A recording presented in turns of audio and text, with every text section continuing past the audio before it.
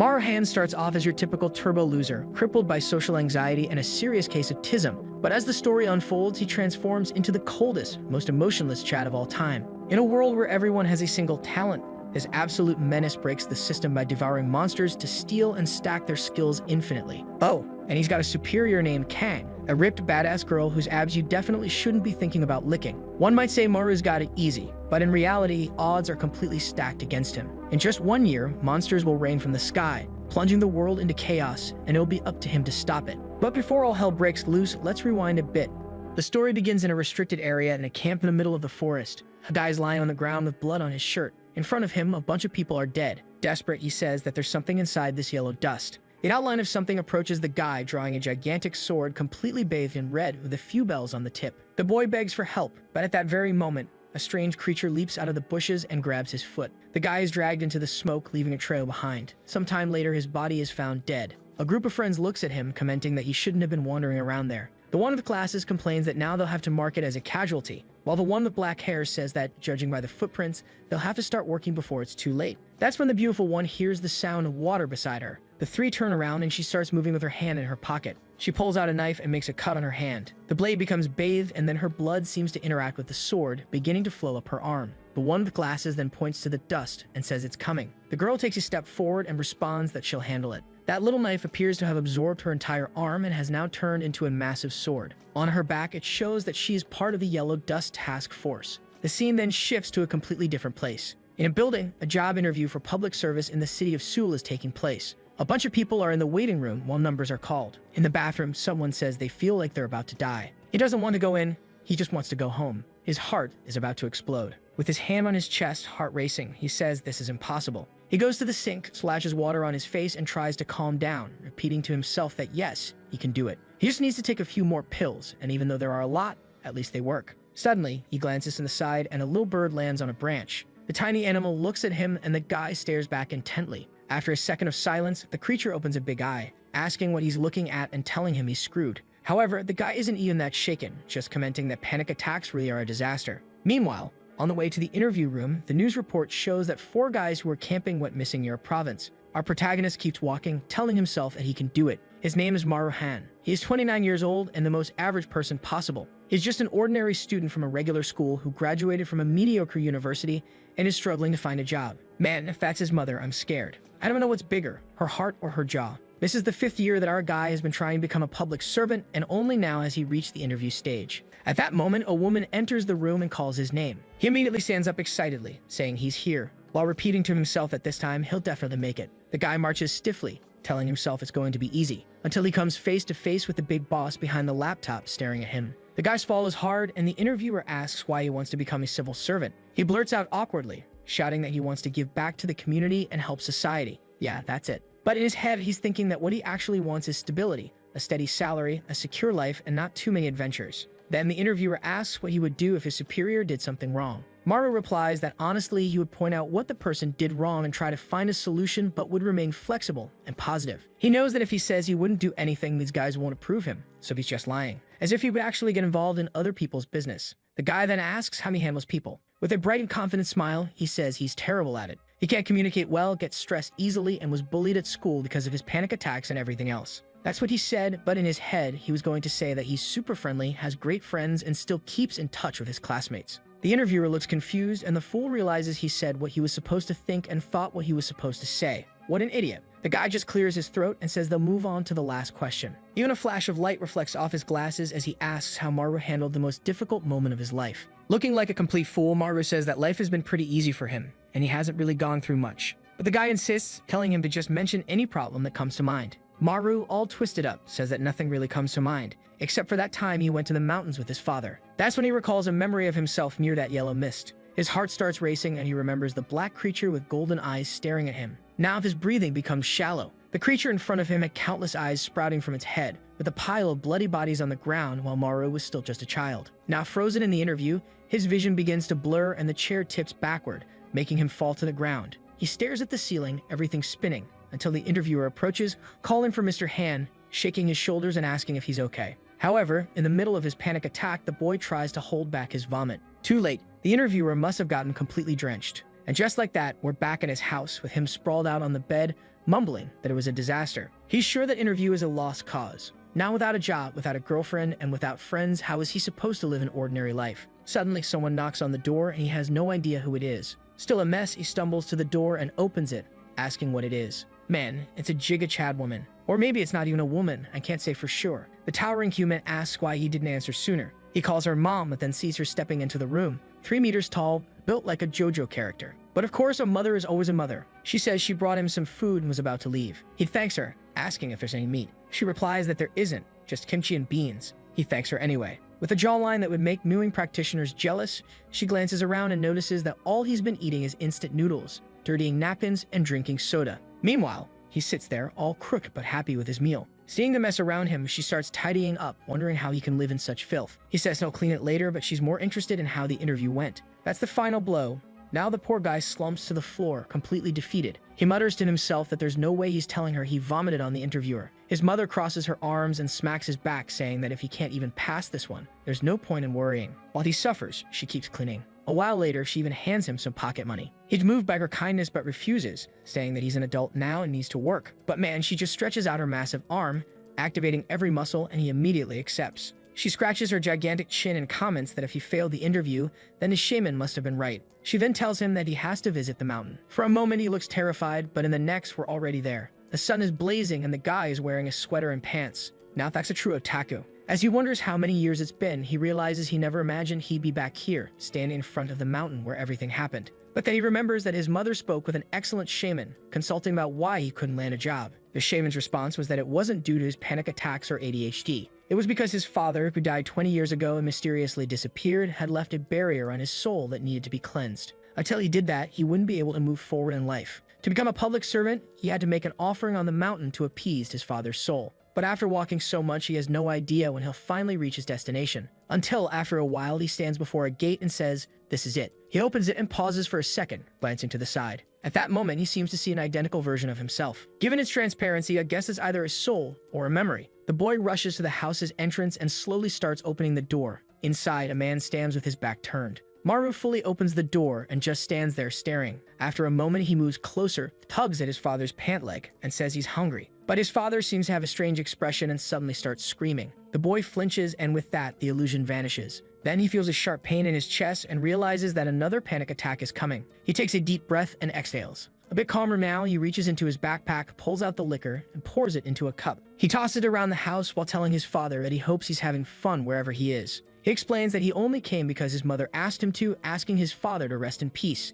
That's why he's there, to offer prayers to the spirits of the mountain. He recounts that after his father passed, his mother worked tirelessly so he could grow up and find a job. As he performs the prayer and offering, that yellow dust starts creeping in. Maru wonders if all this smoke is because there's a fire in the mountain. He starts running, reminding himself that safety comes first. But then he hears a strange voice echoing, repeating, "Safety first." He wonders if it was just an echo and looks back. Within the yellow mist, a figure emerges. "Ma'am, you've seen this before, so why are you still standing there?" A bloated-bellied, burst-headed monster appears, repeating, "Safety first." Poor Maru has so many hallucinations that he assumes it's just another one. He wipes his eyes, expecting it to disappear. But whatever it is, it keeps approaching him. He knows something is wrong and that he'd better start running. But then something pierces through his stomach. Already on his knees, he wonders if this is how he's going to die. Spending his whole life studying, struggling to get a job, never even getting to enjoy anything. On the other hand, at least if he dies, he won't have to worry about work or bills anymore. He smirks, saying that he knows no one will care. But then he remembers his Giga Chad mother. She always worked hard, supported him no matter what, and was happy just to see her son doing well. The courage of Giga Chad runs through his veins and he starts getting up, even with that thing still impaled in him, saying he won't die here. However, the creature catches a scent and, looking all strange, starts moving toward him. Repeating the same words about safety first, the monster moves in to take a bite, and inside its mouth, an eye is visible. The creature latches onto Maru's waist, and he tries to push his torso away to avoid being bitten. However, the monster's mouth is huge, and it sinks its teeth into his shoulder. The poor guy screams in agony, thinking to himself that if this keeps up, he'll pass out. That's when he remembers his father telling him to eat. Well, if the monster can bite, so can he. He bites into the creature's neck, tearing off a chunk. Damn, this boy is brutal. The monster never expected the tables to turn like this, and now it's writhing in pain, while the massive eye inside its mouth keeps staring at him. From within its iris, a dark energy spreads, leaking out of its head. Maru's mind is suddenly flooded with visions of countless bodies being dragged away by these creatures. A kind of carnage where the monsters slaughter each other. Watching over all of it is a strange green eye, observing the battlefield from above. Maru tries to comprehend what he's seeing, who's speaking to him, and whether he might already be dead. His mouth is filled with a metallic taste, and he wonders if this is the taste of death. Someone calls his name. Once again, he wonders who it could be this time. Slowly, he opens his eyes, and a guide at his left asks what he's doing in a restricted area. With his mouth still bloody, Maru is confused and quickly stands up in shock. He immediately looks around, wondering where that monster went or the creature that emerged from the yellow dust. The guy in the Hawaiian shirt wants to know what Maru saw and what he said. Maru explains that a yellow mist appeared beside him. He was attacked by a monster, and now he just woke up. He was sure he was going to die because his stomach had been pierced through. The people who found him exchange glances and signal to each other. The guy in the Hawaiian shirt comments that when the alarm went off about a demon, he thought it was a false alert, but apparently it wasn't. Moreover, it looks like this kid killed it. The girl responds that it's impossible. Sure, you can gain a demon's power through its blood, but you can't immediately use its abilities. The guy glances at Maru, calls his name, and asks if he knows what happened yesterday. Standing there in his torn shirt like some kind of fashion challenger, Maru wonders what he means by yesterday. Then he looks at his phone and nearly jumps. He's been unconscious for an entire day. Meanwhile, the dude comments that if he survived for this long, he definitely gained abilities. The girl says it's too soon to make any claim since he just woke up and won't understand the situation yet. The guy reassures her, saying not to worry, that everyone goes through this, then places his hands on Maru's shoulders, saying he arrived at the perfect time, he's going to have to participate. Maru has no idea what the guy means, but he's told to change his clothes first since his current ones are in tatters. A short time later, they're back at the port for the orientation for new employees in the special service. Now Maru is sitting there in his old shirt, completely lost. How did he suddenly end up at an orientation for government officials? Not to mention the atmosphere is anything but welcoming. Everyone looks strange with unsettling expressions. That's when someone in red clogs walks in. She tugs on her pants and damn, another Giga Chad woman. Seriously, is everyone here doing mewing? She introduces herself as Yu Young, head of this place, and welcomes the new employees. Maru raises his hand and says that maybe he shouldn't be participating in this event, but she just tells him not to worry, that she just received his information and he's been admitted. Congratulations, he's a new hire. The poor guy stands there, completely baffled by what this crazy woman is talking about. She continues with her script, saying that everyone here should already be familiar with the special employees of this place. Their job is to protect lives. First and foremost, they are not allowed to tell their family, relatives, or anyone close to them that they work here. If this information leaks, they will be punished for violating national security laws. Maru thinks to himself that this is an extremely serious statement. Yu Young then says that everyone here must have received new demon abilities this month. When a demon's blood enters your bloodstream, there's a small chance of gaining an ability. Right away, Maru realizes that this must have happened when he bit the monster's neck. She continues saying that their lucky demons currently only inhabit the mountains. The yellow dust is the first sign that a demon is about to appear. Its concentration ranges from 1 to 10. Obviously, the more dust, the stronger the creature. She then calls for Xianwu, who raises his hand. She remarks that since he received the ability from a level 7 creature, she's looking forward to seeing his potential. The handsome guy responds confidently, saying he'll do his best and she doesn't need to worry. Then Yu Young shifts her attention to Maru. She mentions that he received an ability from a level 1 demon and asks what it is. Still disoriented, he admits that he has no idea what his ability is yet. Immediately, some smug bastard nearby starts laughing. That guy deserves a bite on the neck. Or maybe not. Something tells me that would be peculiar. Better let it slide. Maru feels annoyed but decides to ignore it. After all, his priority is to get out of this place as soon as possible. Suddenly, a loud alarm blares in the room. Yu Young says it's perfect timing. This is the warning that a demon has appeared. The very next moment, they're climbing the mountain. She announces that it's time for the practical test, the perfect opportunity for them to test their new abilities. Of course, the one questioning why the hell he's even here is our dear Maru. What he really wants is to get out of here before things get dangerous. But just as he's thinking once again about safety, he encounters the damned yellow dust. His expression says it all. He's scared shitless. Then through the thick fog, he sees the silhouette of a woman. It's the mummy-armed girl and he wonders if she's okay. At that moment, she turns around and Maru is startled. She had impaled a 3-meter-tall creature with a stake. Maru stumbles to the ground in shock while everyone else looks on in awe. Yu Young tells them all to pay attention because the practical test has begun. The creature in front of them looks strong, but it's just a rank 1 demon, the weakest there is. Captain Kang had already pinned it against the wall, so no one needed to worry. Kang, however, was more interested in the kid with the dumbstruck face, the one who somehow killed a demon all by himself yesterday. She was curious about the potential of someone who gained powers at the exact moment they faced a creature, since that was extremely rare. Yu Young, on the other hand, was excited. She ordered everyone to start using their abilities. But our boy was just standing there in the cold, staring at that massive creature, thinking that this woman had lost her mind. How was he supposed to fight something like that? A panic attack surged back, his chest tightened, and breathing became difficult. In the blink of an eye, he found himself standing on top of a red river. A creature with black limbs approached. It seemed to be some kind of woman-dog hybrid, covered in shaggy hair. Ugly as hell. He was just standing there, suffering quietly, when the monster nearly placed its hand on his head.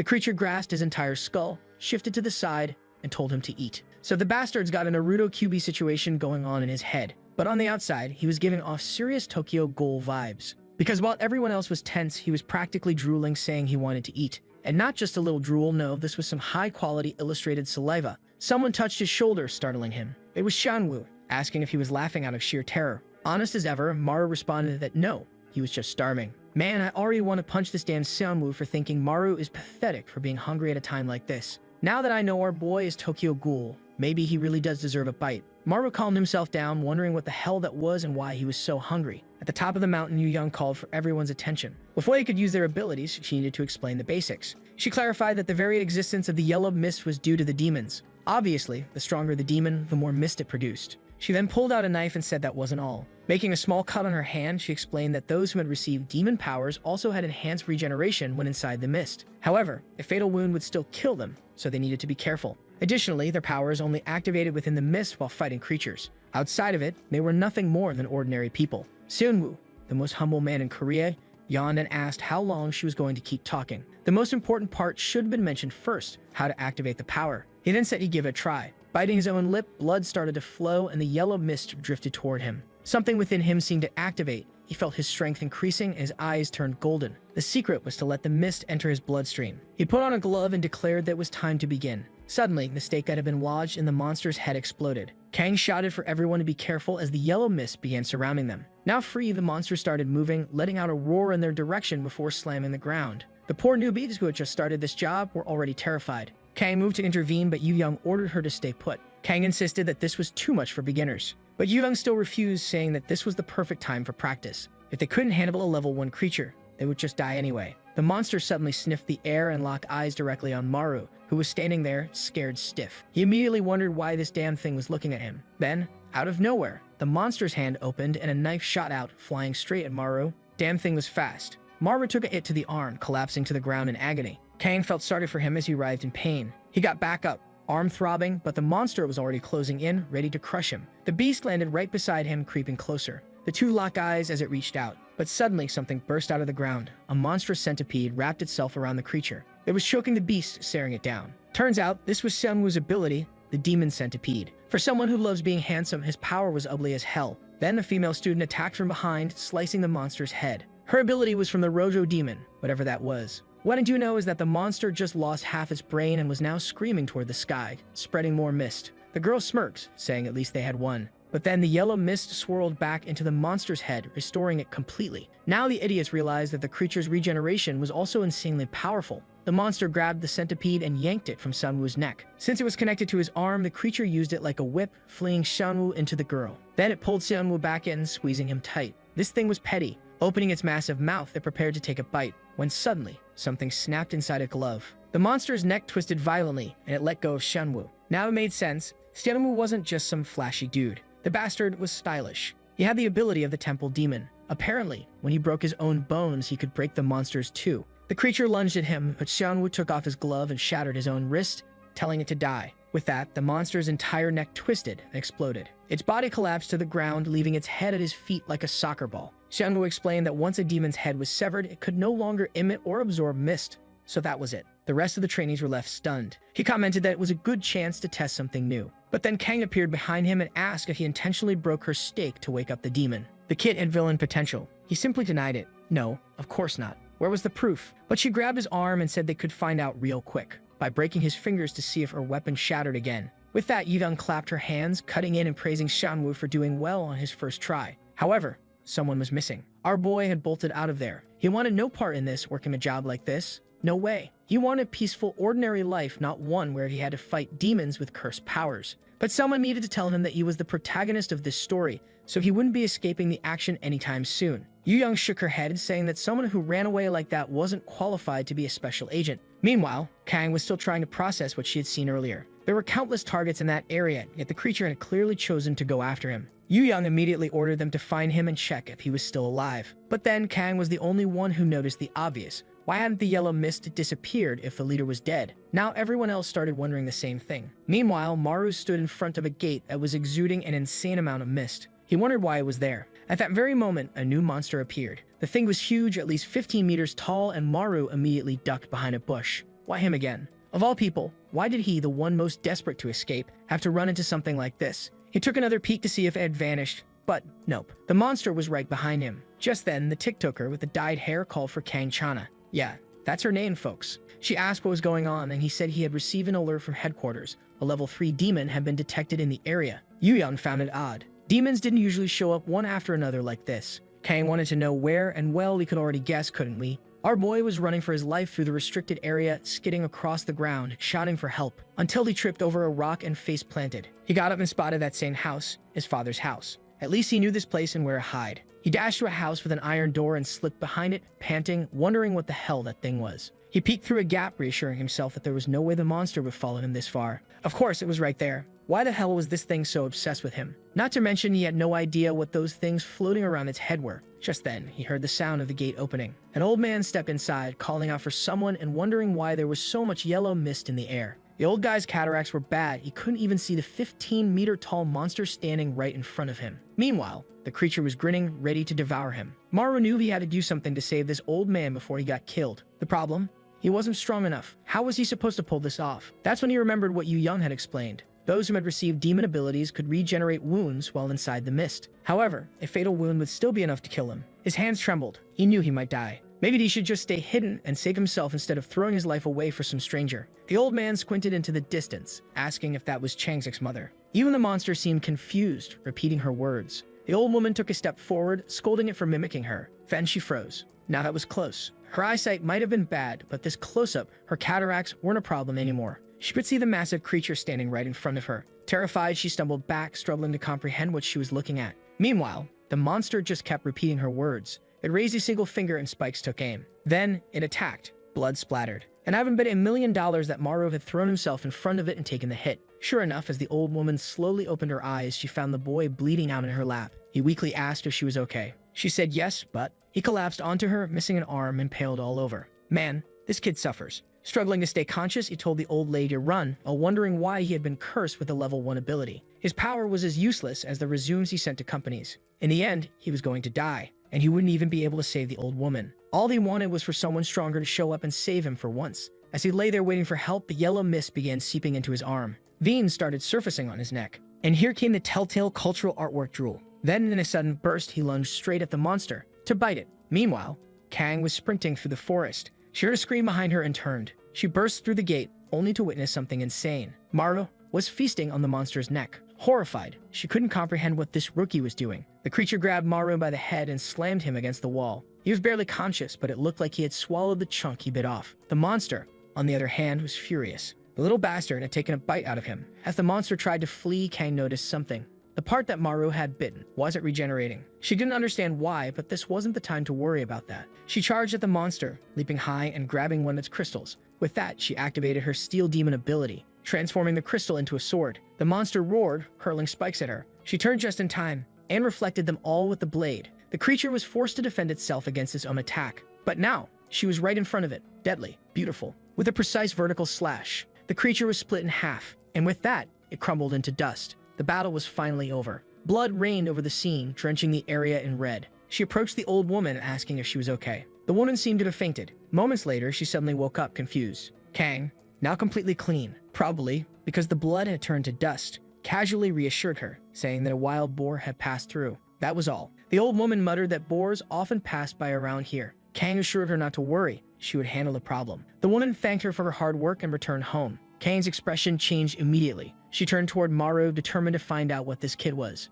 She had never heard of someone with a level 1 ability regenerating an entire arm out of nowhere. In theory, his ability should have been weak. Cut to our boy screaming in frustration. He had just received a message saying he would be starting work tomorrow. But after remembering that spiked monster that nearly killed him, he had zero interest in showing up for that job. Maru collapsed onto his bed, muttering that there was no way he was going to that job. But on the other hand, he really did need work. Desperate for a job or not, he was too exhausted to think, so he decided to just sleep. However, if there was one thing this guy never got, it was a moment of peace. As always, he was dreaming about that war where the red monsters devoured and slaughtered each other. A voice called out, telling him to come back. Suddenly, he woke up in a cold sweat, panting, staring at his hands, unable to make sense of what he had just experienced. Morning had already arrived. He glanced outside, only to see that the entire mountain was on fire. Amidst the burning trees and bushes, a creature made of ashes was walking, setting everything ablaze. Then a soaking wet girl appeared, throwing water at it. To be honest, those little splashes weren't going to do much. But she wasn't alone. Another person arrived and launched an ice attack. The monster's leg froze solid,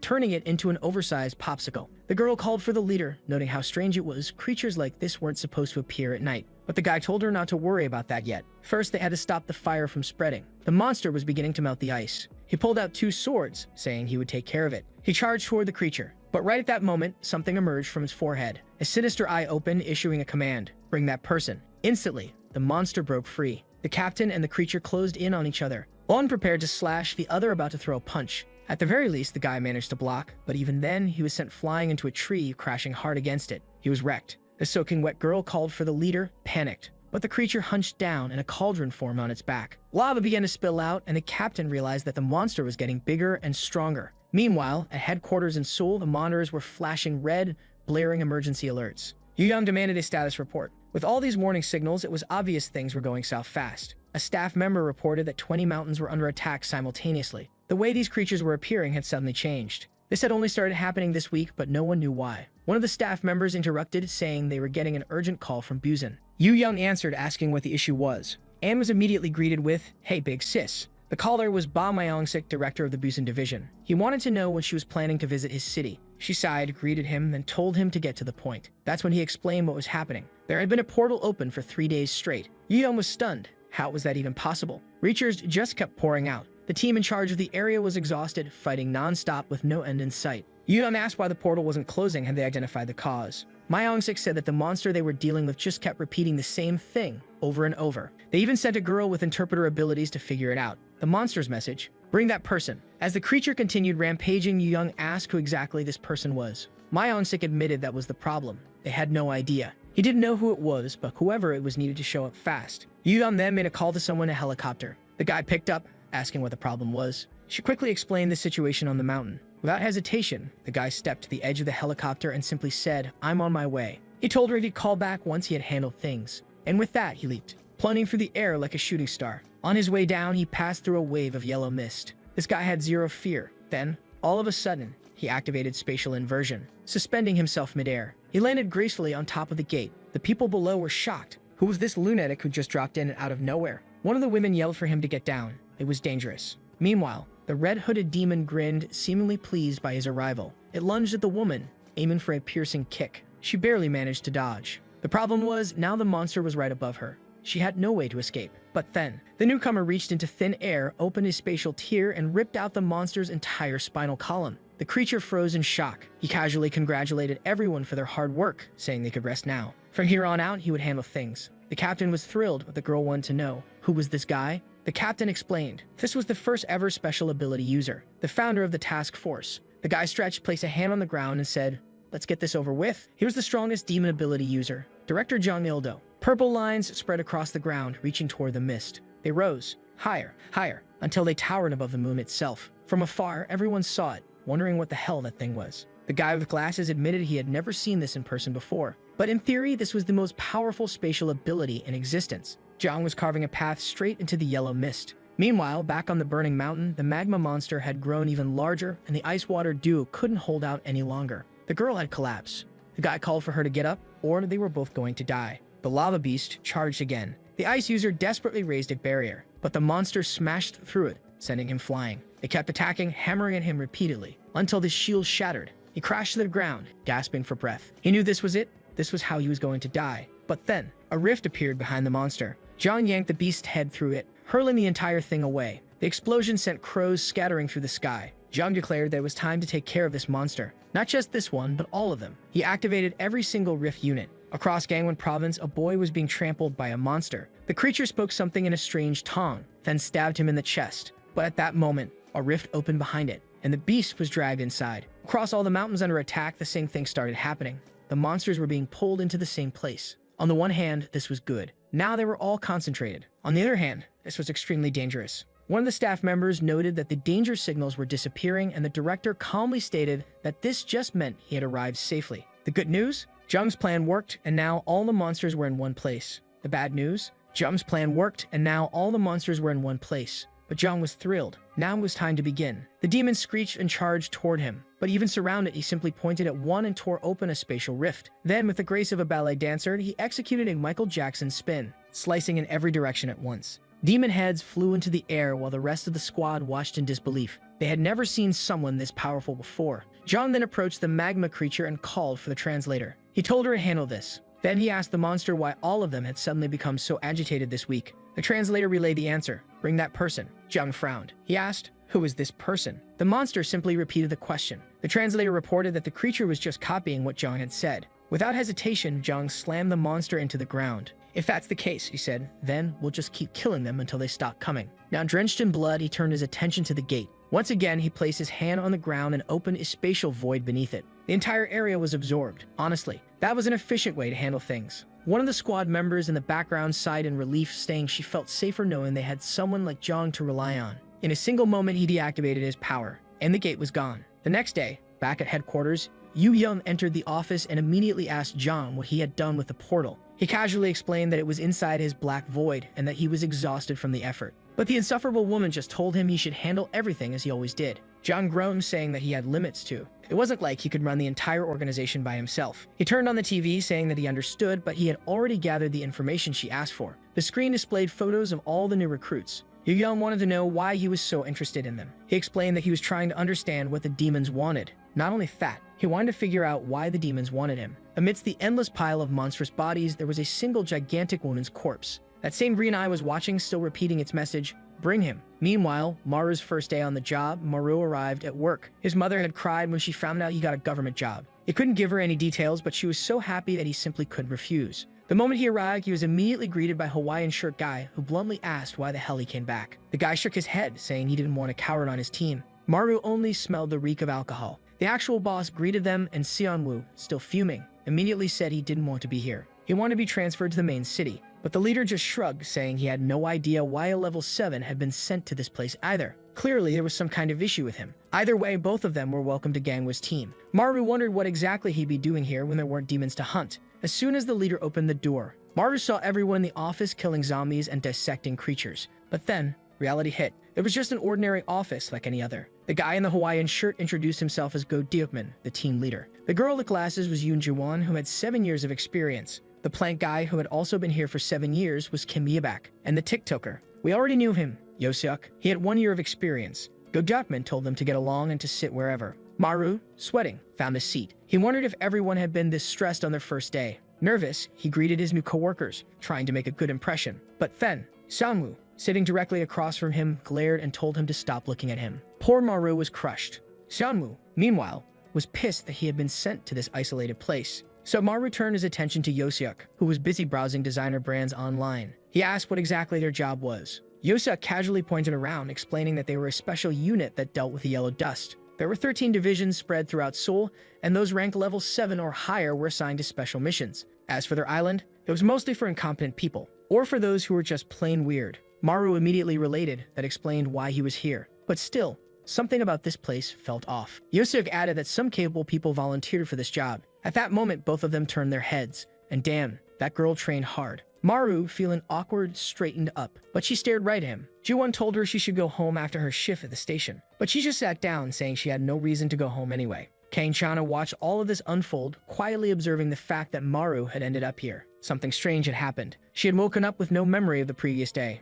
Meanwhile, Maru was shocked to learn that he would be getting hazard pay. The salary was good, but the fact that hazard pay existed made it very clear that his life was constantly in danger. Then, Yoseok mentioned that it was 5 times the normal salary. Maru's expression completely changed. That was a lot of money. Yoseok, annoyed, told him to stop bothering him. He was busy. Maru, meanwhile, was just wondering what the hell he was supposed to do in this place. Time passed. He was getting used to things. He never imagined he'd land such an easy job that paid so much. Then Go Diokman stretched, announcing that the workday was over. He approached the 2 newbies, asking if they had any difficulties or questions. Xianwu simply said no. Maru, however, had one question. He wanted to know where demons actually came from and why they existed. Go Diokman just shrugged. Nobody knew. Xianwu added that most people believed they came from above. Maru realized that nobody knew where these creatures came from, but nobody seemed to care either. Humanity was doomed. It was frustrating, but somehow, these people were doing their jobs no matter how bizarre things were. Back at headquarters, Yu Young rode the elevator down. she found Zhang standing in front of a golden capsule. He asked her what she thought. She glanced at some reports commenting that the monster appearances seemed to have stabilized.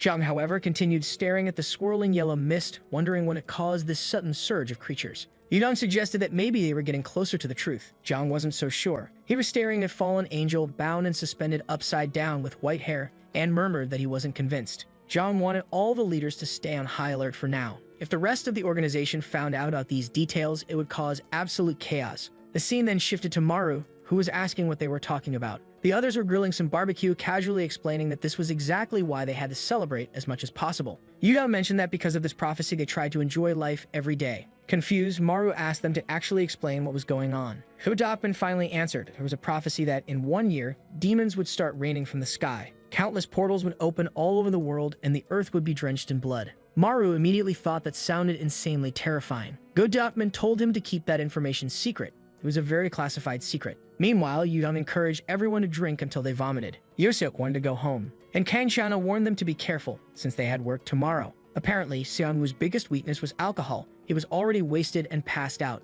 Maru, however, kept telling everyone to stop drinking while wondering why no one seemed to be scared about this apocalypse prophecy. At that exact moment, a golden light shone above a mountain. A gate opened in the sky. Yellow dust began pouring out. Countless hands emerged from within. The moment the first bald-headed monster began appearing, everyone's phones blared with an emergency alert. Yudong sighed, disappointed, complaining that nighttime disasters were annoying because she just wanted some time to relax. Meanwhile, Kang Chana stood up, saying she'd be back soon. Seonwoo immediately said he was going with her, but she refused, saying that she wanted to take Han Maru with her. Maru wanted nothing to do with this, yet here he was, forehead pressed against the car window, wondering how he had ended up in this mess. Kang then called his name, reassuring him that he didn't need to worry so much about the prophecy. Maru replied that this wasn't something to be taken lightly, but she confidently said she was sure that the people at the top were already making the necessary preparations. He might not know it, but countless powerful individuals worked in this organization. Right now, all they had to focus on was locating the demons and killing them. Maru was terrified, but he was also absolutely smitten by how cool she was.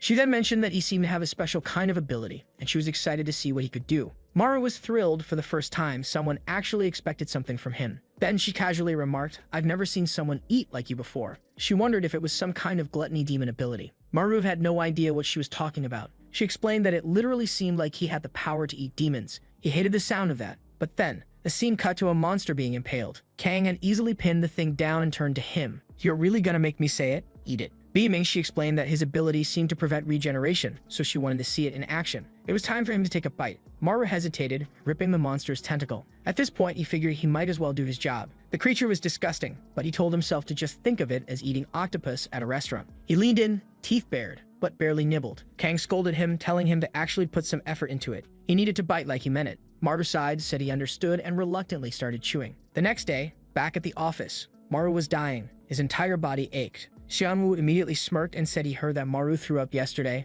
What an idiot. Maru didn't even care. He just asked Seonwoo what exactly he expected from him. Seonwoo scoffed. Someone like him should have never been sent here. They should assign someone actually useful. He should be grateful that Commander Kang had even the slightest interest in his ability. Then he walked off, flat out calling Maru useless trash. Maru was completely roasted, but to be fair, the guy had a point. He needed to wake up and start trying harder. That was when the alarm rang. Kang stood up, about to call his name. But Maru was in the bathroom, hands on his face, trying to figure out how he was going to get used to eating monsters. He had an ability, which was good, but his ability was to eat monsters, which was not good. As he walked down the hallway, he suddenly ran into Kang. Aunt nearly had a heart attack. His soul practically left his body. She raised an eyebrow and asked if he had been hiding in the bathroom. Maru admitted that yes, he had heard the alarm, but he got food poisoning after biting that creature. Kang sighed, lowering her head. "So you're really not suited for this job," she muttered. She explained that he didn't have to work for the government just because he had a special power. There was another option. He could just sign a contract stating that he wouldn't talk about this to anyone. Then he could live his life under constant surveillance for the rest of his days. Maru was shocked. He thought the alternative would be a little easier than that. Kang added that this was better than dying on the battlefield. People with his level of mental fortitude usually didn't last very long. The way he was acting, he could easily be sent on a mission to save someone and end up letting them die because of a mistake. If he really couldn't do this, he needed to leave the job now. Kang leaned in real close and said, "We don't need people who are useless." Damn, poor Maru. He got roasted everywhere he went. Meanwhile, at the office, Kang figured that Maru had probably given up. You'd think this was the start of his motivation arc. But no, he was standing on a bridge, actually happy for once. Maybe he really wasn't cut out for this. Maybe living under surveillance was better than dying in battle. Poor guy had no idea he was the protagonist of this story, meaning escape was impossible. Right at that moment, his phone rang. It was his mother. He picked up, already thinking about how he didn't want to keep fighting monsters. He answered with a, "Hey, what are you up to?" She told him she was on a hiking trip to Inwang Mountain. Maru froze. Then he put a hand over his face and groaned. Hadn't he already told her to stop climbing mountains? But then, the call quality suddenly worsened. His mother paused, confused, asking why there was so much yellow dust in the air. Instantly, his heart dropped. The call cut off. Oh hell no. Now the motivation arc was kicking in. Inwang Mountain, the security team. The security team was already on site, preparing to deal with a demon. The guards stood frozen, unsure of what to do. One of them glanced up and saw a creature perched in a tree, gnawing on a human arm. A crystal gleamed on its forehead. It smiled at them. Meanwhile, Maru was sprinting toward the mountain. Seconds later, everyone on the security team was already dead. The level 5 demon was devouring the new recruits, and no one was left to stop it. But then, a heavyset woman, the regional leader, arrived. She activated her duplication ability and told the survivors to call for backup while she stalled the monster. One of them ran to use the landline. Since phones didn't work in this area, it was their only option. Back at headquarters, Yu Young received the emergency request and immediately started coordinating the response. She explained that civilians were in immediate danger. If that level 5 demon made it down to the city, it would be a massacre. They were running out of time. Everyone needed to move now. Meanwhile, Maru arrives. But guess who was already there? Maru. He jumped out of a taxi, sprinting full speed toward the entrance. He reached the hiking tour group and frantically looked around for his mother. Not seeing her, he asked one of the guides to let him through. His mother was inside. The guide refused, saying it was too dangerous. There were wild animals in the area. Wild animals, my ass. Maru knew the truth. It wasn't animals, it was demons. While the guards were busy securing the main entrance, he was already climbing the mountain from the other side. It was the fastest road up. As he climbed, he prayed that his mother was safe. Deep in the mist, amidst the thick yellow mist, someone was struggling with a twisted ankle. It was Chad's mom. She casually bent down, told the injured woman to climb on her back, and carried her. Then, she paused, noticing something moving in the fog. "What is that?" she muttered. A hand reached for her. Maru arrived, panicked. His mother turned in shock. "How the hell did you find me?" He explained that he had seen her social media post. She wanted to ask about his new government job, but he brushed it off. Not important right now. The other woman smiled, saying, "Oh, so this is the son you were talking about? I'm so happy for you. A government job is a big deal." Maru's mother beamed. "Yes, now all I have to do is find him a wife, but he's not very popular with girls." Maru sighed. "Can we focus here? We need to leave. Now." Then, he felt something. The demon was right above him. He looked up and locked eyes with it. Instantly, his panic attack hit. His breathing staggered. He couldn't move. Every time he saw a demon, this happened. How the hell was he supposed to protect his mother like this? The attack. From below, the injured woman noticed something was wrong. "Hey, that boy looks weird." Maru's mother suddenly screamed his name. The demon turned and leaped at her. She reached out for her son, just as the demon lunged to grab her. Maru dove forward, but tripped, tumbling down the slope like an idiot. Too late. The demon was about to bite down on his mother. Maru screamed. But then, a surprise attack. The demon collapsed, its back bleeding. Maru,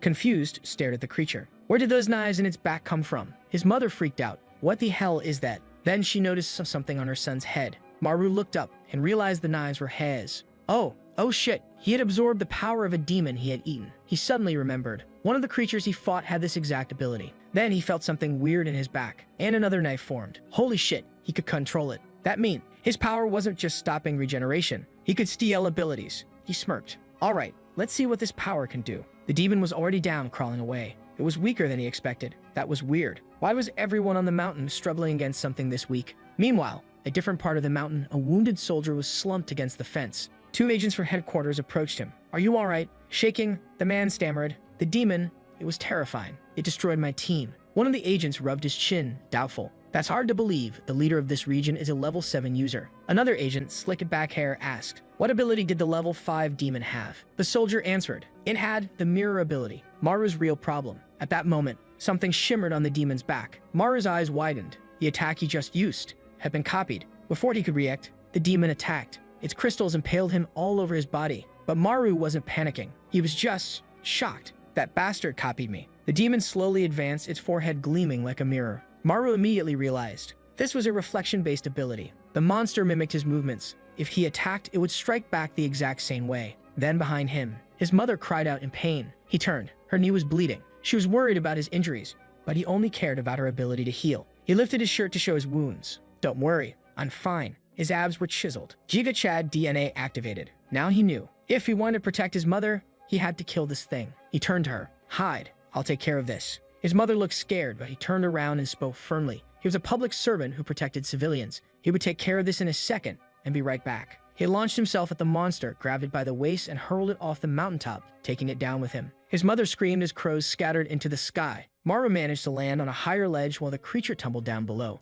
He got up, body aching, regenerating little by little. For now, his priority was to keep the demon as far from his mother as possible. If he bought enough time, the mountain team would arrive to handle the situation and everything would turn out fine. But the two agents who had just arrived from headquarters ran into something much worse. It wasn't just a single level 5 creature. There were many invading. A horde of monsters stood there staring while one of the agents looked around, trying to understand why they all looked so similar. The bald agent muttered that the mountain leader had a duplication ability, meaning she had been copied. He knew he had to destroy the original body. The problem was figuring out which one it was. The other agent, completely unfazed, just grinned and said it didn't matter. He just needed to kill all of them. He lunged forward and punched the ground, creating a shockwave that sent the creatures flying. The bald agent sighed, thinking his partner was truly an idiot. But he was sure of one thing. Based on how the clones were fighting, the original wasn't here. There was obviously the one absorbing yellow dust just below Maru. Maru realized that this damn thing was regenerating as fast as he was. The problem was, he was starting to get exhausted from having to heal constantly. Then a voice spoke. "What's wrong, Maru?"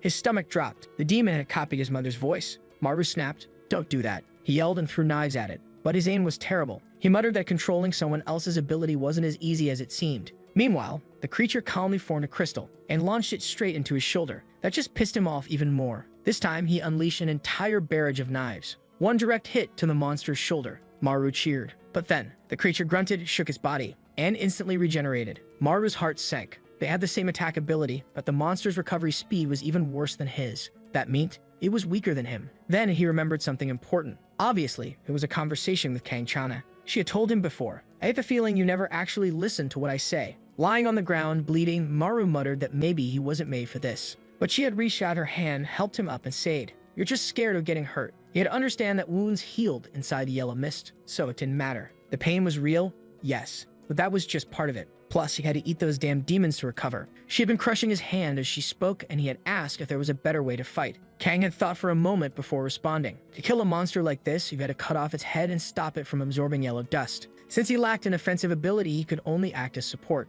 But on the other hand, he had the best regeneration ability. That meant he shouldn't be afraid to fight monsters head-on. Back in the present, Maru grinned. If his ability was the best, then he wasn't going to be scared anymore. Besides, thanks to gluttony, he had more than enough strength to kill this thing. The problem? He still couldn't aim properly. Landing a precise hit on the neck would be difficult. Meanwhile, the monster kept mocking him in his mother's voice. "What's wrong, Maru?" At that moment, Maru made a decision. If he couldn't aim, then there was only one solution. He threw another crystal at the demon. It dodged. But when it looked up again, Maru was already midair, charging toward it. The creature had no time to react. It unleashed yellow mist, trying to block him. But it bit down on his knife, stopping the attack. Then it grabbed him by the throat. The monster got close to his face and asked, "Why do you fight like this?" It pressed against a rock, then flung them both to the mountaintop, slamming him into the ground. Maru couldn't breathe. He couldn't activate gluttony, but you haven't bite this thing. The problem? The demon wasn't close enough. Then, it bit his neck first. Maru couldn't bite back, so he ripped a knife from his back and stabbed the creature aside. Blood poured from his wound. He tried to stop the bleeding, but the monster just stared at him. Then, dizziness hit him. His vision blurred. His wound wasn't healing. Had the monkey copied his ability to block regeneration?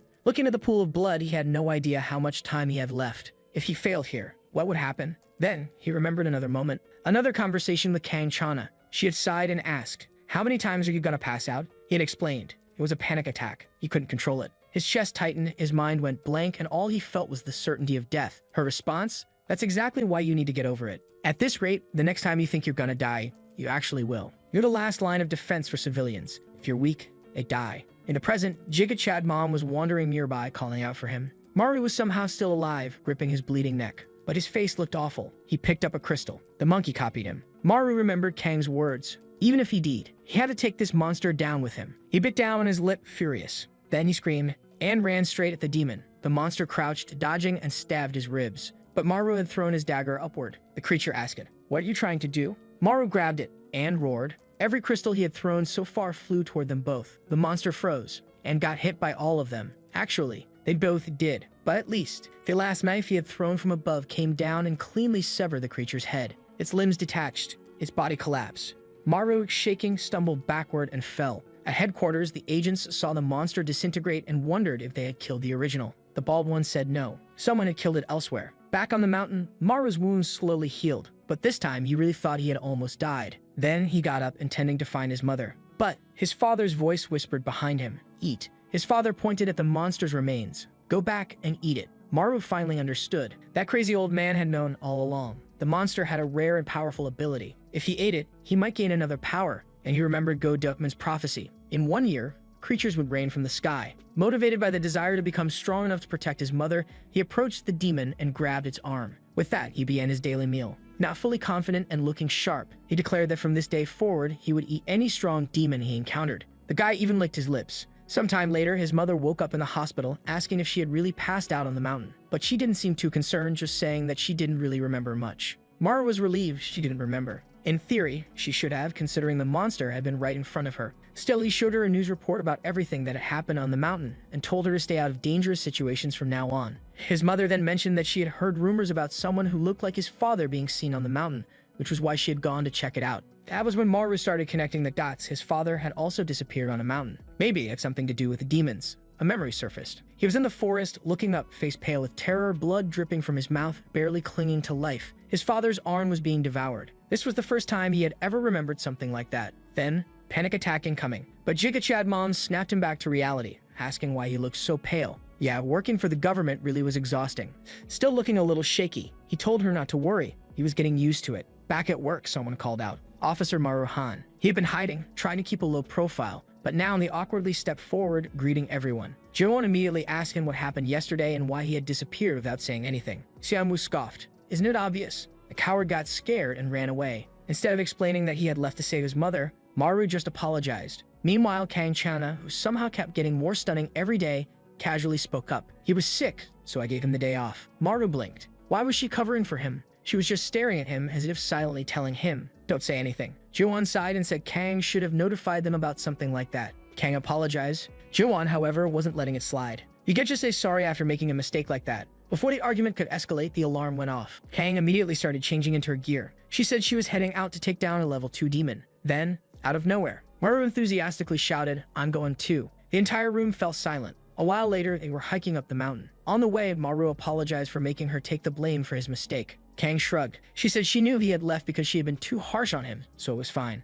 But why did you come back? Maru was already sweating and out of breath, and they were only halfway up the mountain. Still, he managed to answer. He was here to fight now. Right at that moment, yellow dust started rising. A massive fat creature emerged in the distance. The ground shook. The monster charged straight at them. It was a huge, gray, obese old man, yelling that he was ready to fight. Kang Chana warned them, even though it's level 2, don't underestimate it. After all, an entire mountain team had been wiped out by a mere level 5 demon. Maru knew exactly which one she was talking about, the one he had beaten yesterday. Then Yosiak, the TikToker, casually commented that those guys were lucky HQ had taken care of the monster. The main branch only had level 7 and above users, meaning they were on a completely different level. Maru froze. Should he say it? Should he tell them it was actually him who had killed it? The problem was, he had left early yesterday. He'd have to explain a lot, but he wanted recognition. He wanted them to know he worked hard too. But before he could say anything, Kang asked, "What is that demon doing?" The creature had its hands under its arms, scratching its armpits. Someone yelled for them to step back. Maru suddenly stepped forward and said,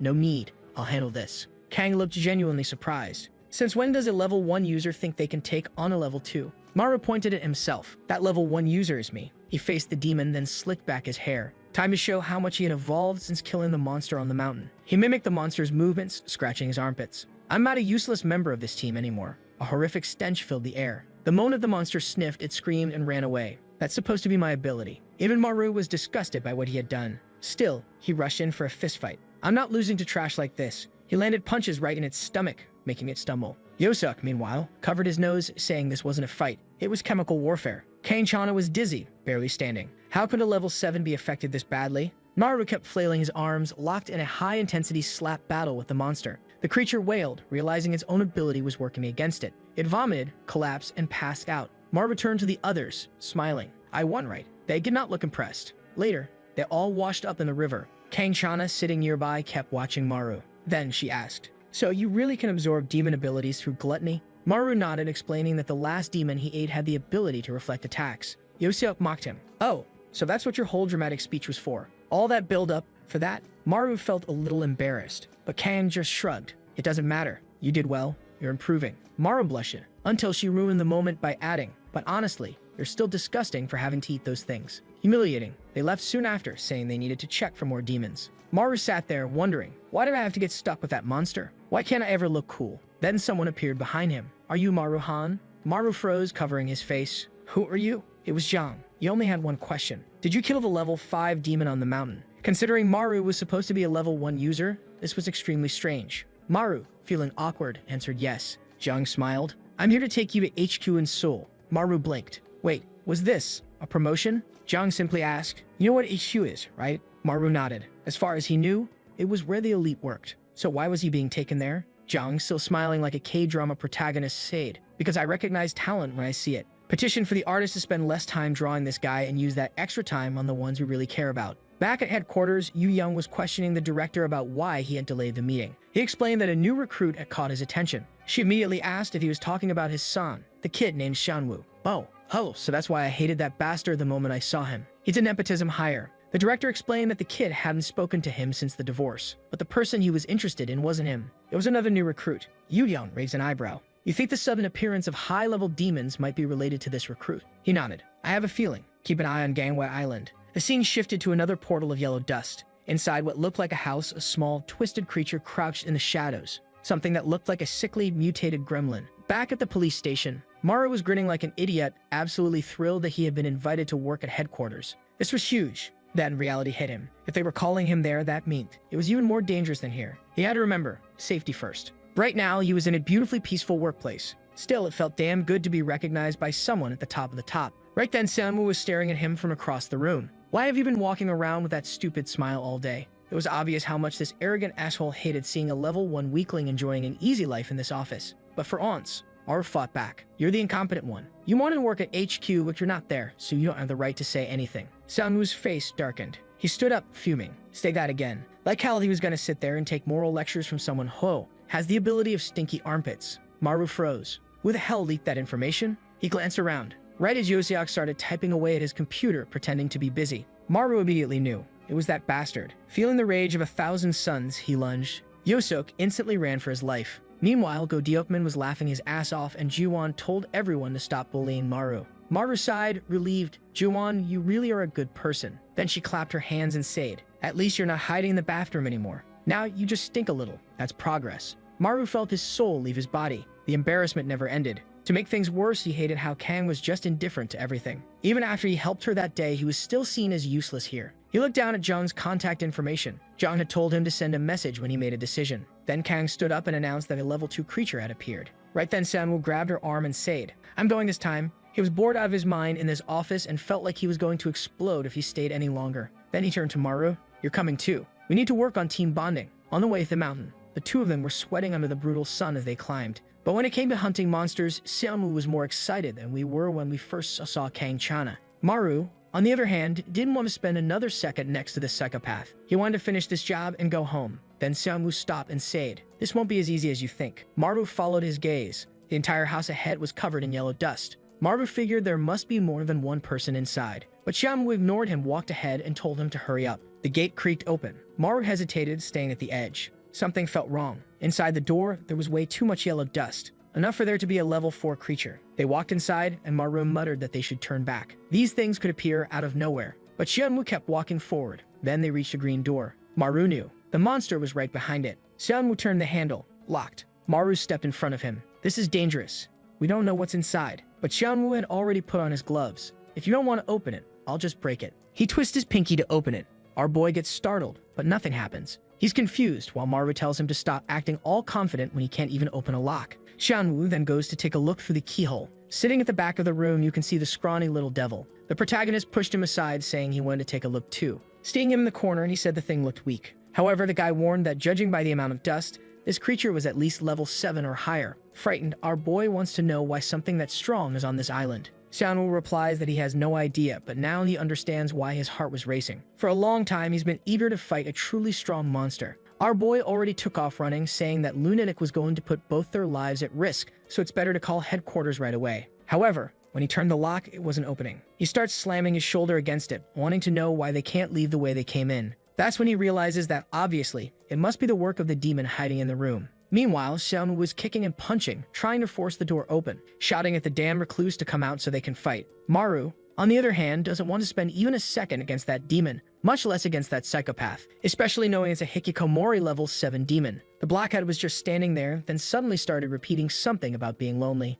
He kept saying lonely, lonely, while his face began to distort. Looking at his fingers, Seon sees that his entire hand was already broken, yet the door didn't have a scratch on it. What the hell was this thing made of? Meanwhile, Maru is slamming a chair against the window, but unfortunately, even that isn't working. It seems that lonely creature's power was creating a trap house. At that moment, his heart starts to tighten. The situation triggers a panic attack, and he wonders if the office people are going to arrive anytime soon. 2 hours pass, and he's already furious, unsure if those bastards just forgot about them. In an office, DFman yells that they have a problem. Jiwon looks around and says they really forgot about the training date in Busan. Everyone starts flipping through files and working, saying they're about to sort it out. Kang Chana slams the keyboard, gets up, runs, grabs the file, and hands it over to the guy. He thanks everyone for their hard work and says he'll see them tomorrow. Jiwon sits on the couch and says that after hard work, they should enjoy a nice coffee in peace. Everyone relaxes for a second of peace. That's when they all wonder where those two had been for the past 3 hours. She facepalms, saying this is exactly why you shouldn't send a rookie alone. And strangely, she calls them on TikTok and tells Kang Chana and another guy to stay there. Thank God, as beautiful and wonderful as always,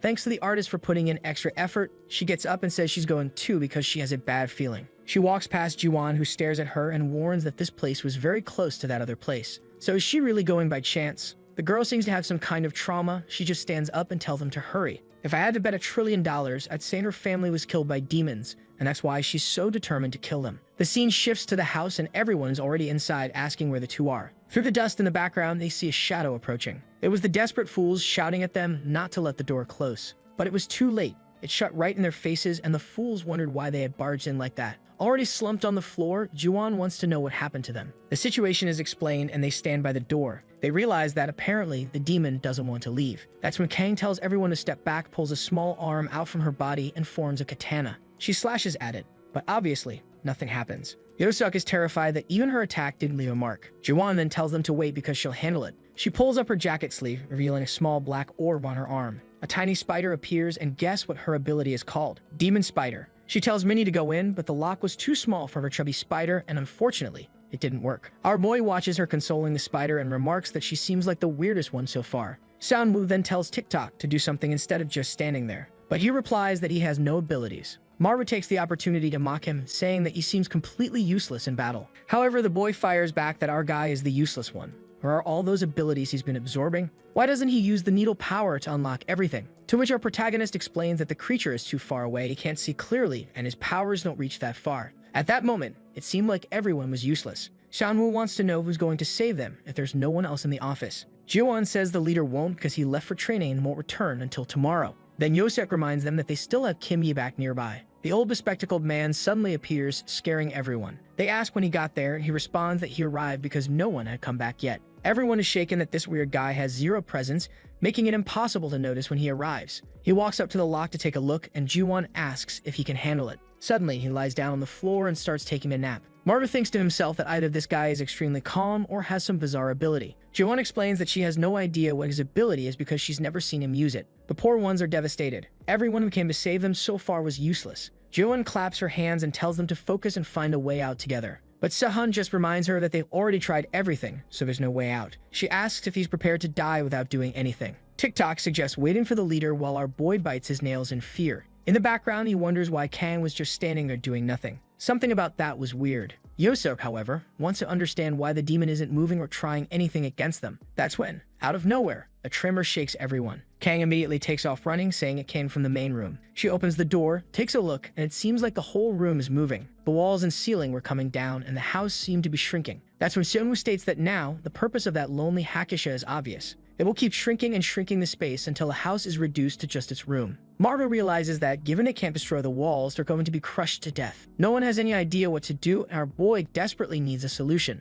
Then we see a flashback to 4 years ago, with 2 women gathering plants. A younger, cuter Kang arrives, greeting them with a cheerful hi. And then what might be her sister runs up to hug her. A happy family in the middle of the mountains. You already know this isn't going to end well. The two were clearly very close and talked about growing up together with their grandma. Kang saw a drawing on the wall and told her to stop doing that or she'd get scolded. But her sister replied that it was their happy family portrait. The drawing was right on the wall that was now shrinking. It was in the very house she grew up in, apparently, and at that moment, she activated her mummy power, pulled out a massive sword, and slashed at the wall. But the place kept shrinking and her sword started to crack. She realized she'd have to use more blood and things started getting serious. She was completely wrapped in bandages. Her neck was already turning gray and Ju-won shouted for her to stop because it was getting dangerous. That's when Maru ran in and yanked her out, breaking the sword. She looked devastated and cried as she watched everything disappear. But just in time, Maru managed to pull her out of that room. The girl, however, seemed to have fainted and Ji-won tried to wake her up. Our protagonist already knew she passed out from using too much blood. What he didn't understand was why she went that far just for a wall. That's when Seung-woo revealed that this house belonged to Kang's grandmother,